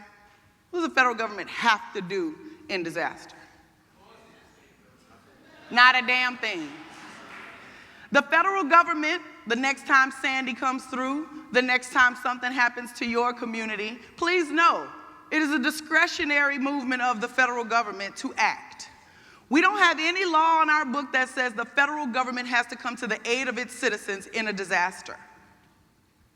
And if you lived in Louisiana at the time of George Bush, and you had a Democratic governor and a Republican president, you quickly find out what decisions people make when they have the discretion. Somehow, when there's discretion, Black lives don't get valued. We're not the ones that get saved, and we weren't chosen, and we weren't valued, and we weren't saved. Next, I just want to mention this little thing called voting rights. Thought I'd mention it because when you displace millions of people at gunpoint with one-way tickets, and you don't help them get back home, and then you hold elections, and you say there's just no voter turnout, and then you purge the voter rolls because they just haven't been home, but there are no homes to come back to. Well, we've come to the conclusion we might need some protection of voting rights in disaster. That's our conclusion.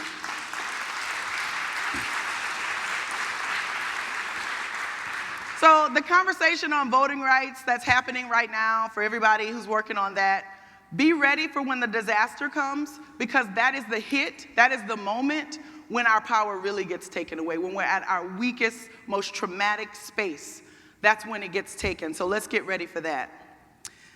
The next change, let's see if y'all feeling this one. We just need a law that protects public institutions. Yeah? Let me tell you what I'm talking about.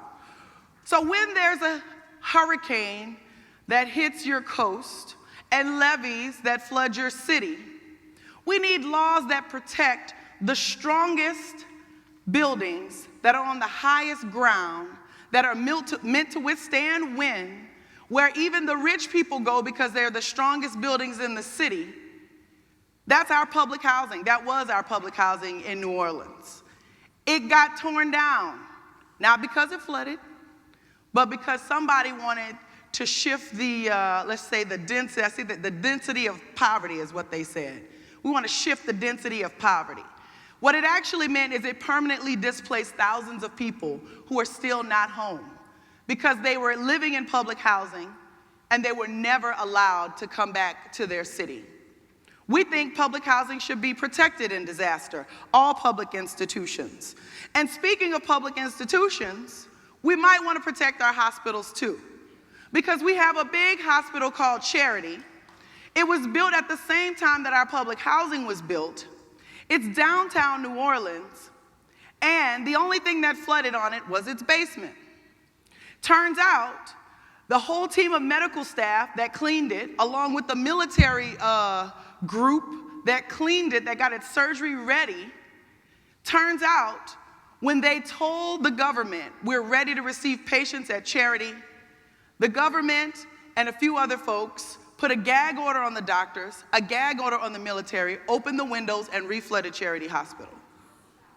The dollars that were supposed to go to rebuild Charity Hospital, clean it up, save the people who were stuck, went to a new facility right next door. When you come down, check it out. They could have just rebuilt Charity. They could have just cleaned it up. But Charity Hospital is a hospital for poor black people. And so they've just pushed it to the side, and they use the money, and they're starting to privatize those public dollars into those hospitals. Finally, another public institution, schools. Turns out New Orleans has become the, epicenter of the charter movement. But let me tell you what's really happening. We're seeing children who go to 4 schools in 4 years.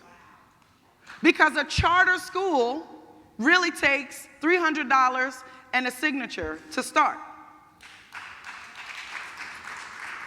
These children can't write their names, they can't add, they can't figure anything out, and there's no connection to the crime that we see in our cities. It's just their fault for not making better choices. It ought to be our fault for not protecting our children and the public institutions that they need to grow.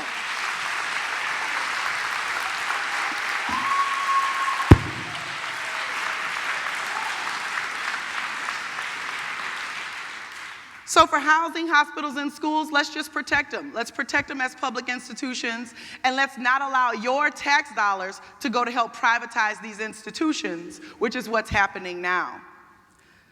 The next law we ought to think about, just a thought, a federal law banning racial and religious profiling.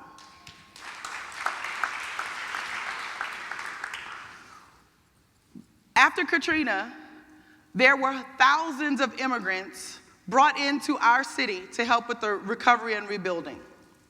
When those immigrants asked for their paychecks, they were fired and they immediately lost their status.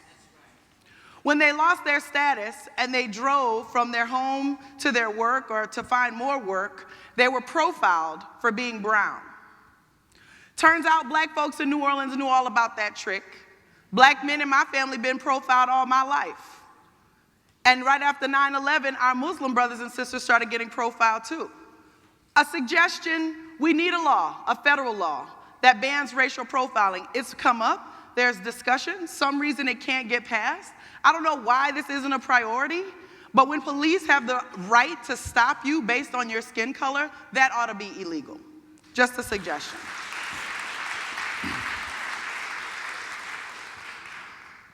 We also need some laws, I don't know which ones, let's come up with them together, but we need some laws that actually promote an alternative economic system. It turns out that in the middle of disaster, capitalism, not the best thing for black lives. In fact, what we saw in South Louisiana after Katrina, because the ATMs weren't full and the banks were closed, what we saw was the barter system. We saw people actually using what they had and getting what they need. We saw people leaving what they could. I remember one day I woke up to a bag of okra in my FEMA trailer as payment for some legal services that I had done. Now, I love okra, so that was a very good payment for me. But it was a lady down the street who didn't have any money. She gave me some okra. I was hungry. It all worked out. I don't understand why these kinds of things can't be part of our conversation.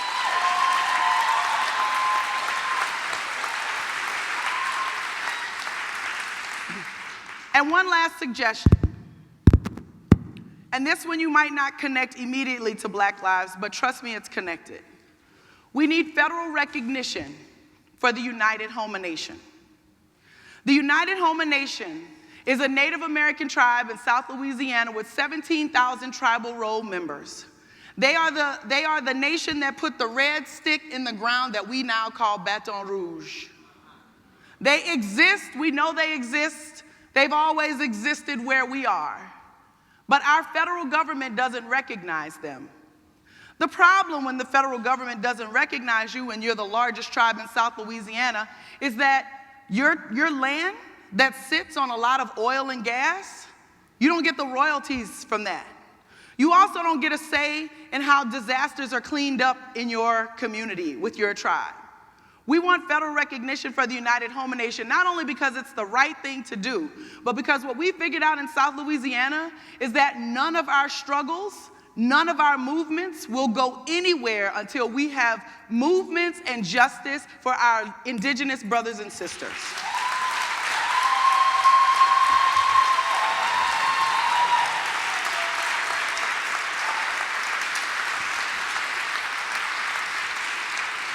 So, I'll wrap it up. I went through my list. I got a paper. We can talk about it. I like whiskey. Let's find some time. I just thought I'd give you some things to think about because the question was, if law worked for Black lives, what would the world be like? Well, this is just a suggestion on where we could start. And this is from 10 years of disaster recovery in the Gulf South. So I'm going to leave you with one request, and I'm going to let you know what's going on down in the Gulf South. The request is, remember us on August 29th. This is 10 years since Hurricane Katrina. And no matter what you hear up here in New York or over there in Ohio or way on the West Coast, no matter what you hear, don't believe that the recovery is finished. Don't believe that we're okay. Don't believe that justice has been served. That has not occurred. And if you don't believe it, we invite you down to come see for yourself. There's an initiative called Gulf South Rising, led by local black people saying, this is how we want to remember Katrina 10 years later. And those people are taken to the city, and they're asking you to join them for a march and for healing rooted in traditional arts and culture. The Gulf South Rising movement is going to build power. We're building our own infrastructure. We're building our own leaders. We're building our own financial system. That's goal number one. We invite you to join us. Goal number two is we're coming together not just to party, although there will be a party. So come on. But to come together not just to party, but specifically to heal our bodies, our minds, our relationship with one another, and our relationship to Mother Earth.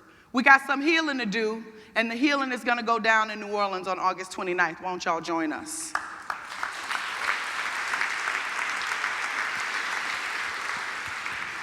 We're also moving from this notion of resilience to resistance. Now, we do acknowledge that we are resilient people. We are, thank you very much. When you punch me, I can come back. That's right, it's good, I can take it, thanks. We figured that out. But stop hitting me.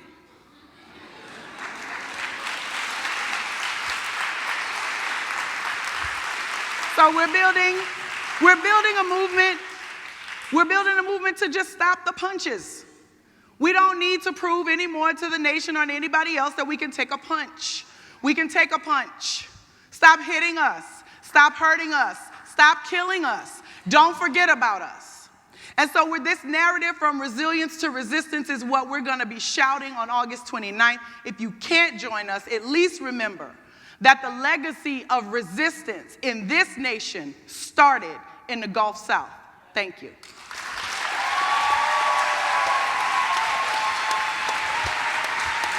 Thank you.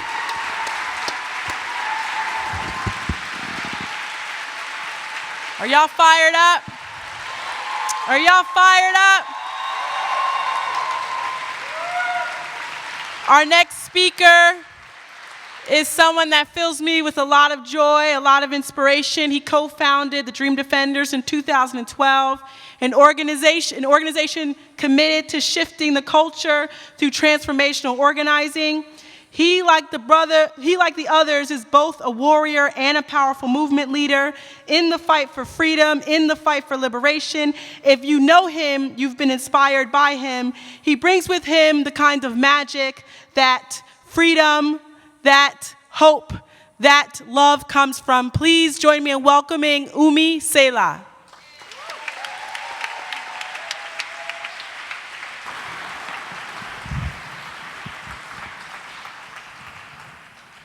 There's some rattlers in the building. Some FAMUans in the building. What? Oh my goodness. Okay, I kind of lost my voice chanting in Philadelphia with some young people, so you all bear with me. I know I'm the last thing that stands in between you and a happy hour, and so I won't tarry before you long. I also know that if anybody knows you, knows me, you're probably asking, where is the timekeeper? Where is the timekeeper? One day, when the glory comes, it will be ours. It will be ours. Oh, one day, when the war is won, it will be sure, it will be sure. I want to introduce myself. My name is Umi Selah.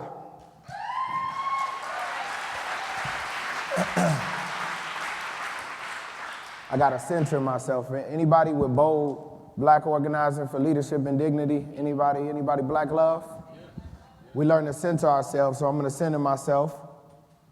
I'm going to ask that the ancestors be with me. I want to tell you all a story about my name.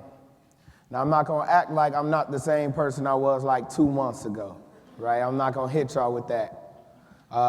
There are many things that are similar with Umi and with Philip Agnew. Umi is a little bit taller, though. Plays basketball. He's fantastic. My name came to me in a dream. And in the dream, it was a crazy dream. It came to me on the evening of my 30th birthday, June 22nd, 2015. And I've never had a dream like this, one that I remembered so vividly. I remembered every part of my dream. And I woke up and kind of laughed because I thought I was awake. I thought I was awake in the dream. And in the dream, we were all sitting in a circle. And Aja was there, and there was a bunch of folks, and for some reason, and we were in Cuba. We had taken a trip to Cuba. And for some reason, we were talking about the Amistad, the ship. And in the dream, there was a young woman, and she was saying, you know, Sinke get all the love, you know, give us free. But it was a slave on there, a slave woman named Umi, who was really holding it down. And I didn't know this, and I said, really, that sounds crazy. I never heard of this, Umi. And she said, well, you know, Umi was gangster. She was I'm telling you, Sinke, but Umi was the one, and Umi, she moved to Pensacola right afterwards. And this didn't make sense in my mind, but I remember in the dream saying, my great-grandmother's from Pensacola. And the woman in the dream said to me, your name is Umi. Your name is Umi. And I looked up the name afterwards, and it has 3 meanings for everybody that thinks I just chose a name without quality meanings. It has 3 different meanings in multiple languages to appeal to many folks. One, in Japanese, it means beach.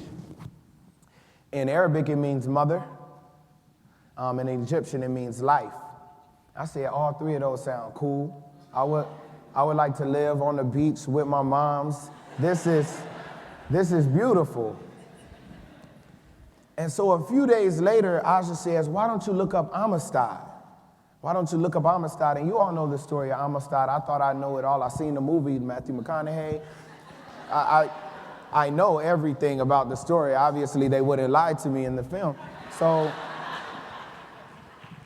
I looked it up, and honestly, I knew a fair degree of the story. I knew that the slaves the captured Africans had fought back and had revolted and had killed everybody on the ship, and they had left the captain and his second in command alive, and they told him, take us back to Africa. Take us back to Africa. And they tricked them, and they wound up in the northeast of the United States, and they were taken in, and there was a trial.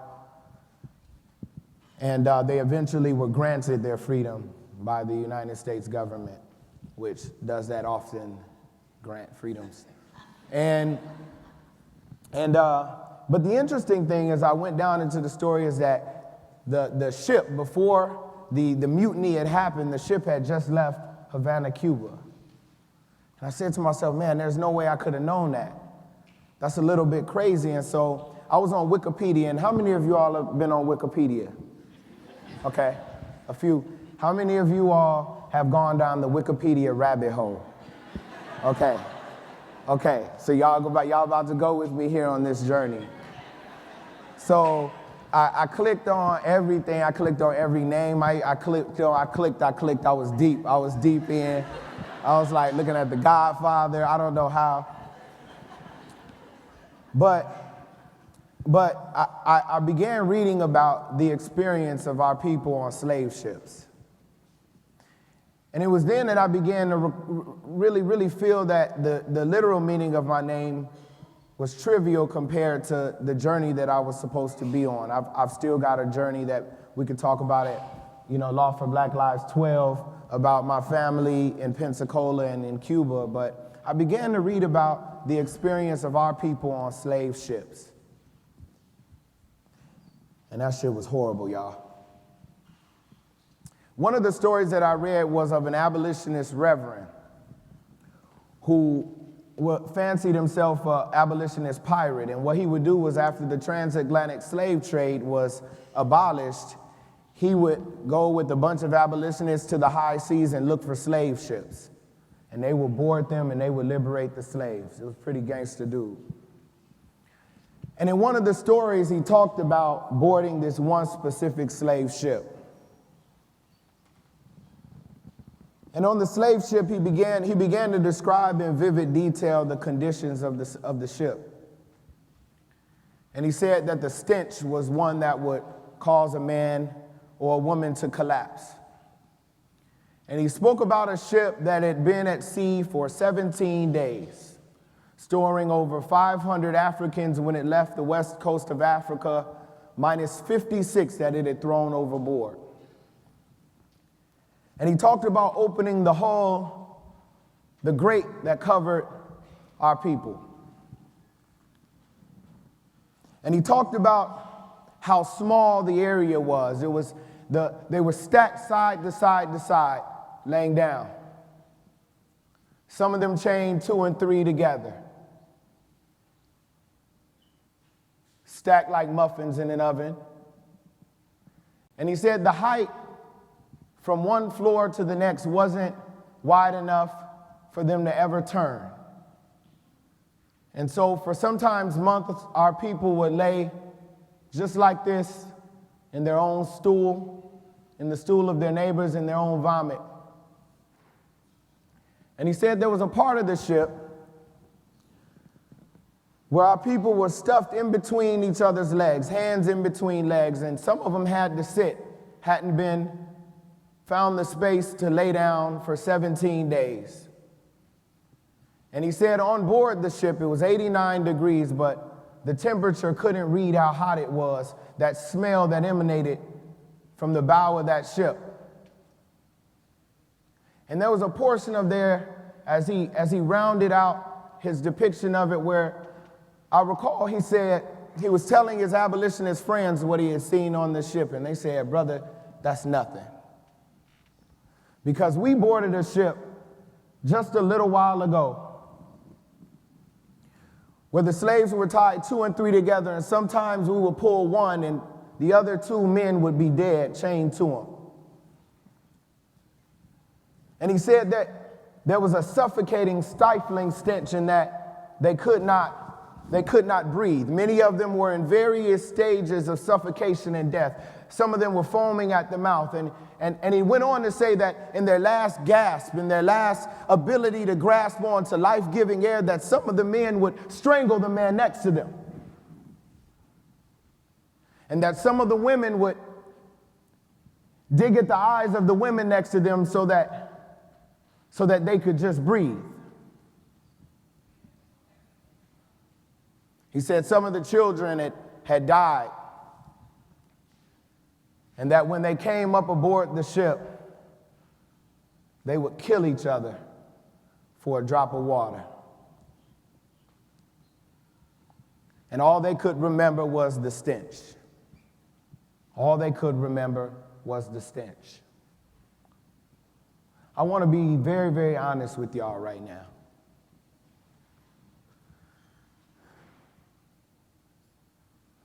I'm not a movement leader. Sometimes I feel dead inside. Because in this movement moment, sometimes I feel suffocated by a stench of death. Sometimes I feel numb. Things that would cause my thumb to stop and pause now, I can pass up without the slightest glance. Every day I'm inundated with news of somebody dying, with the grotesque details of the last seconds of some of our sisters and brothers' lives, and I gotta be honest, I'm tired of it. I can only speak for myself, but sometimes I feel a dark cloud over the movement. I feel that we've decided to show folks that Black lives matter by proving that only Black deaths matter. I want to be honest with you all for a second and tell y'all that I'm not a movement leader.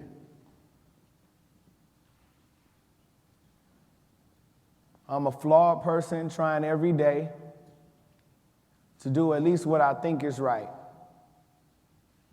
But sometimes I feel a numbness. Sometimes I feel an aloofness about what's going on in the world. Sometimes I can feel a cynicism creeping up inside of me because I can feel the stench of yet another passing. Some days I feel a deep melancholy come over me, and I don't want to go to the rally. I don't want to go to the vigil. I don't want to share the video. I don't want to know the story. I don't want to say the name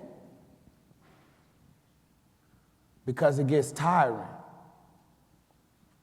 It gets heavy. It's hard.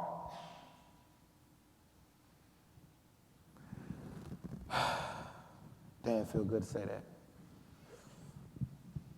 You know, we're in a moment right now of great critical importance to the future of all of us.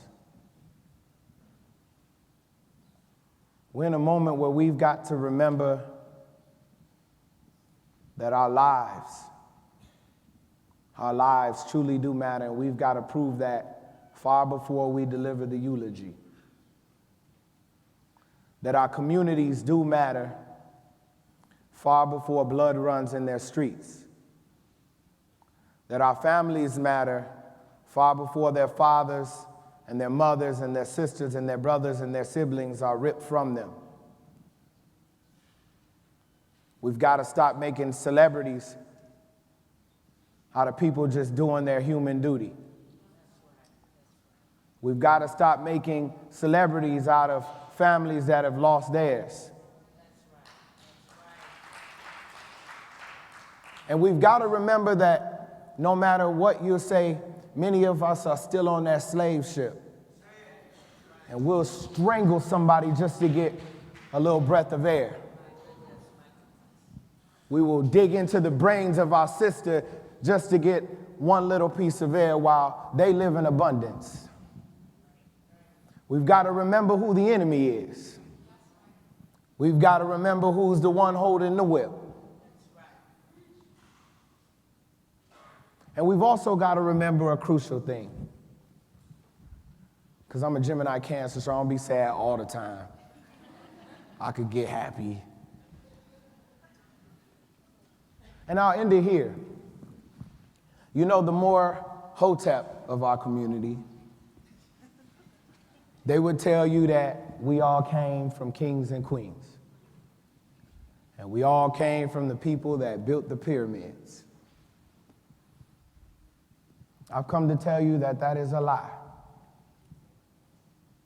That but by virtue of you being here, you probably were not a king or a queen. That you probably were just a farmer. And in the middle of the night, slavers came to take your forefather and your foremother. And in the middle of the night, scared, not knowing what happened, they were placed in the bow of a ship, arm to leg, arm to leg, arm to leg, arm to leg. I'm here to tell you that you weren't a king or a queen, but you were then a slave and you were taken to the point of no return. And your foremother and your forefathers scratched at the walls. They screamed out to Oshun in their language. They begged for forgiveness. They begged for help. They wondered what they had done to wind up in Mississippi.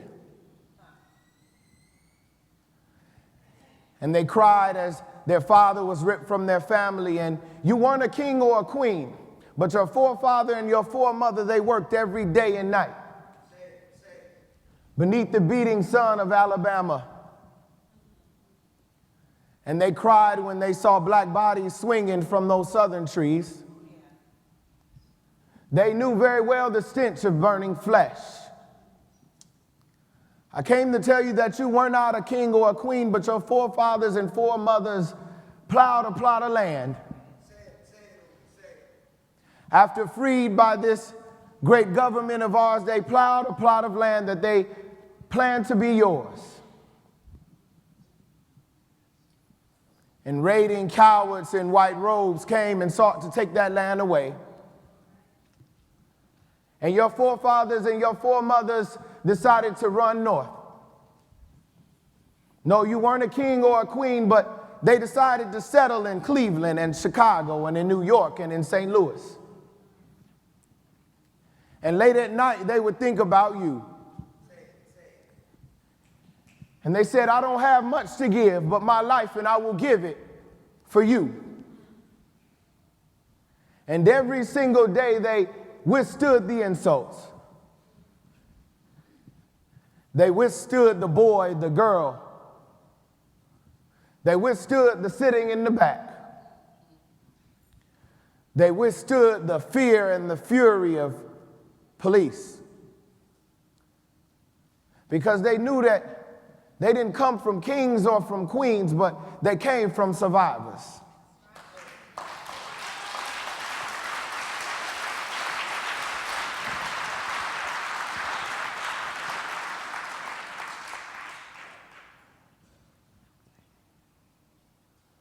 When you think about that slave ship, and you think about that passage, and you break it down to the months and the nautical miles that we traveled, that our people traveled in the darkness and in the stench of death,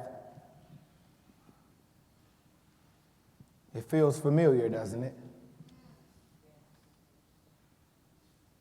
But I'm reminded about a ship that came to me in a dream, an Amistad, whose captured Africans rose up and fought for their freedom. They call out to us today. A weird kind of footnote in my story, a classmate of mine 3 weeks ago added me on Instagram. And her name was Black Pensacola. It's a true story. Look her up, Black Pensacola. And I went to her page. And the last post she had posted was a quote from Cinque, saying that I'll call out to my ancestors and they will be there with me. As I stand to defend myself, my family, my community, my people, my ancestors will be there with me. And they're here with us today. They're here with us today, saying that we have a beautiful history, but the one we will create in the future will astonish the world. Saying you will find me in the whirlwind. Saying you can find me in the whirlwind. Saying up you mighty race. Saying up you mighty race. Up you mighty race. Accomplish what you will. Thank you.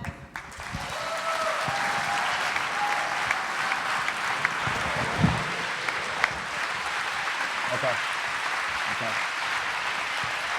Can I ask everybody to stand up? I need each of you to turn to the person next to you and say, I see you.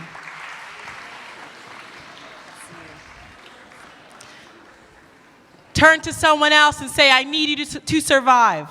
I need you to survive. Turn to someone else and say, I love you. I love you.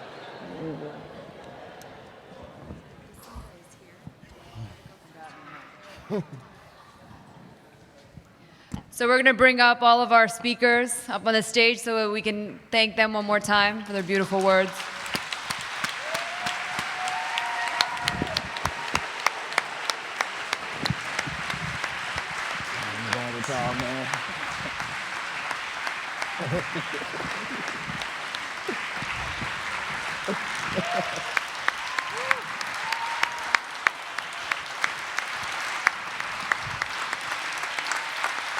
So, in the tradition of our people of this movement, we are going to call on each and every one of you to turn up. Can y'all turn up? Can y'all turn up? In this room, we hold hurt, we hold pain, we hold the suffering of our people, the legacy of our ancestors, and we hold the truth that winning is not only possible, it is on its way. And so today, I ask you that you chant so loud that our people, our fallen people will hear you, that our ancestors will hear you, and that you know the moment you leave this building that winning is just around the corner. Yeah. Are y'all ready to get free? Yeah. Are y'all ready to get free? Yeah.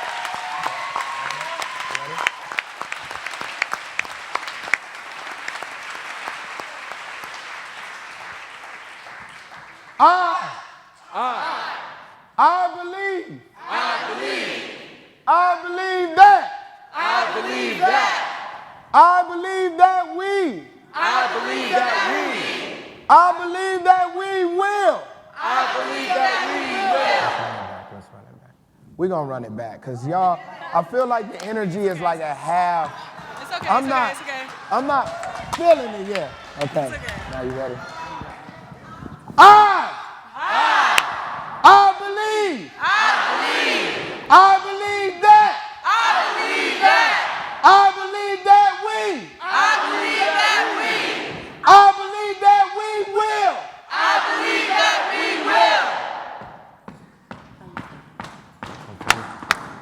Ready? I believe that we will win. I believe that we will win. I believe that we will win. I believe that we will win. I believe that we will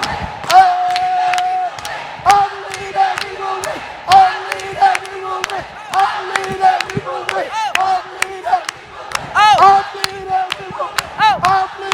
that we will win. I believe that we will win.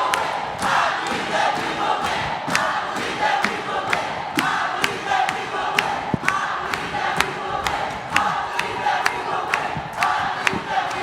I believe that we will win. I believe that we will win.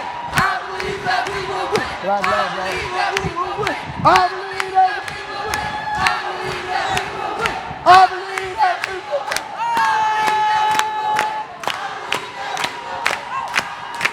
Hey, we got to do the Ferguson way. They know.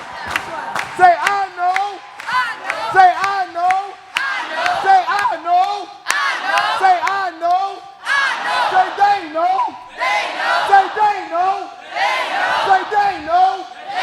Say they know. Say we know. Say we know. Say we know. Say we know. Say we know that we will win. We know that we will win. We know that we will win.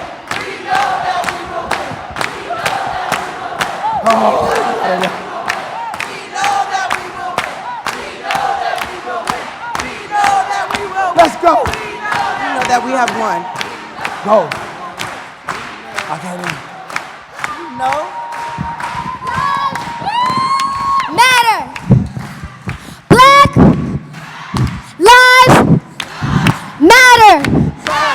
Black lives matter. Black lives matter. Here.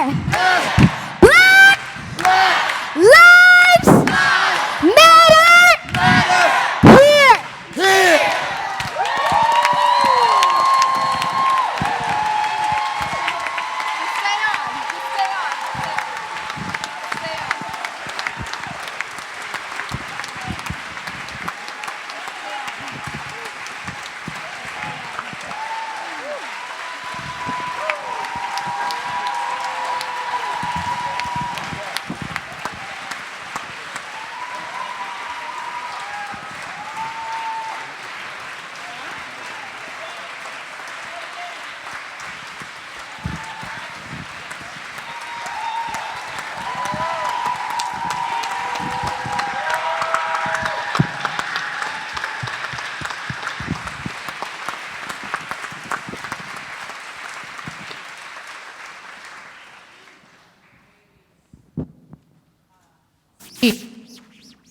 But when the babies speak, we ought to.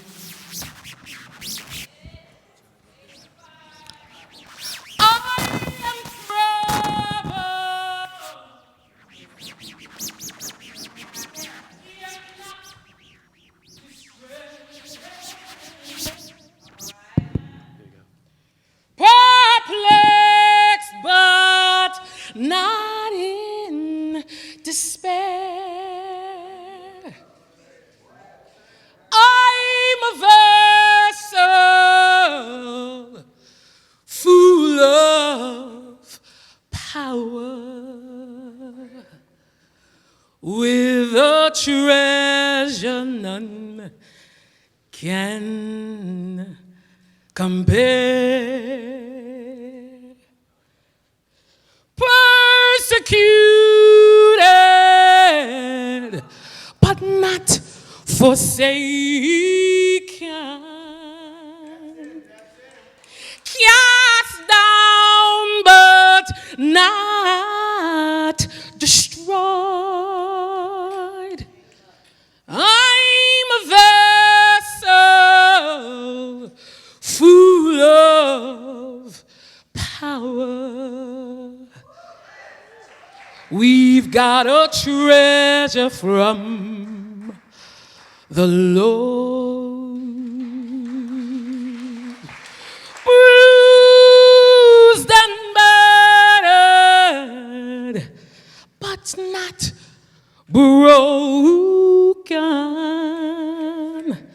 brought from sin, but from sin set free. I'm a vessel full of Holy Ghost power. We've got a treasure none can compare. Thank you, Father, for your power. It has resurrected me. I'm a vessel full of power. We've got a treasure none can compare. Oh, freedom. Oh, freedom. Oh, freedom over me. And before I be a slave, I'll be carried to my grave and go home to my Lord and be free.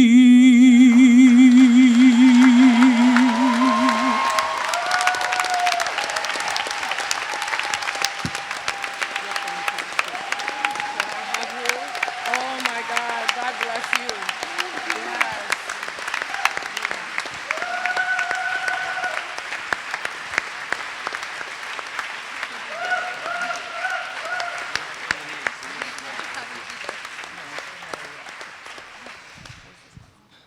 We had other things planned for tonight, but we feel like this moment that we have right now is where we need to be. It's where we need to be. On behalf of all of the people on this stage, who were extraordinary visionaries, people that contributed their brains, their hearts, their song, their music, on behalf of the planning committee, was made up of people who gave so much time and energy to try to create this space that we're in today. On behalf of my colleagues at the Center for Constitutional Rights, who sweat blood, creating a vision, making that vision happen. On behalf of the extraordinary, extraordinary activists, the organizers that chose to trust in us to come to this space to offer a vision for us to follow.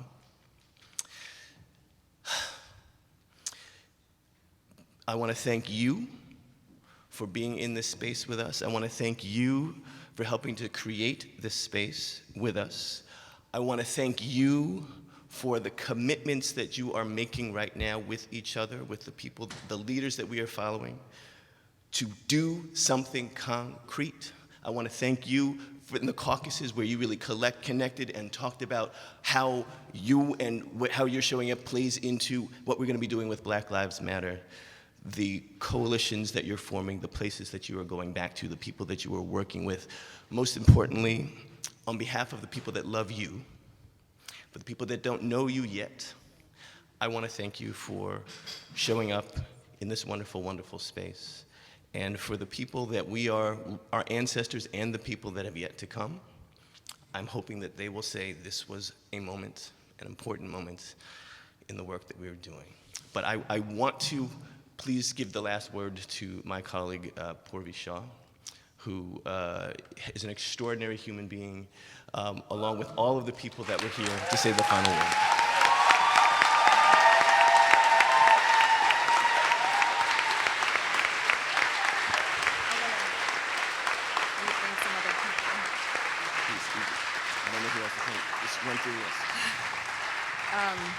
So I'd like all the members of the planning committee to please come on stage.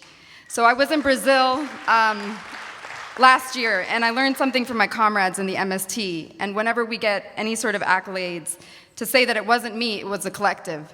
And so I would like everyone to please come up here. These folks have done everything to make this moment possible. File on, keep going on. While they are also in the jail cells, in the streets, on the corners, in the courts. So these folks did this while they were defending and standing and protecting our communities. And I have so much respect for every single person up here.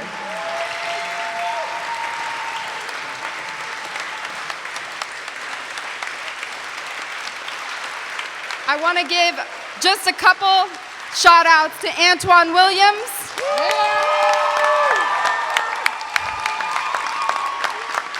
Who so graciously and gracefully manages every detail and logistic of this space, to Alana Greer, Yes. who humbly and quietly builds the systems, quietly in Ferguson, in Baltimore, and for this event here. I also want to thank Marisela Castillo, who was one of the main logistical coordinators, along with CCR's interns, Shabnam and Lily, who have done everything to make things happen. This is only the beginning.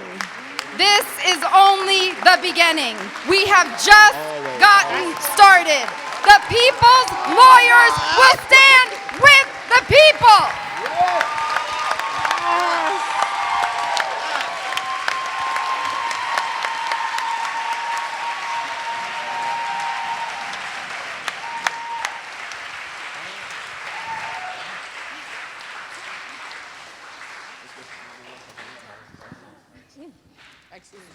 All right, y'all don't have to go home, but you can't stay here.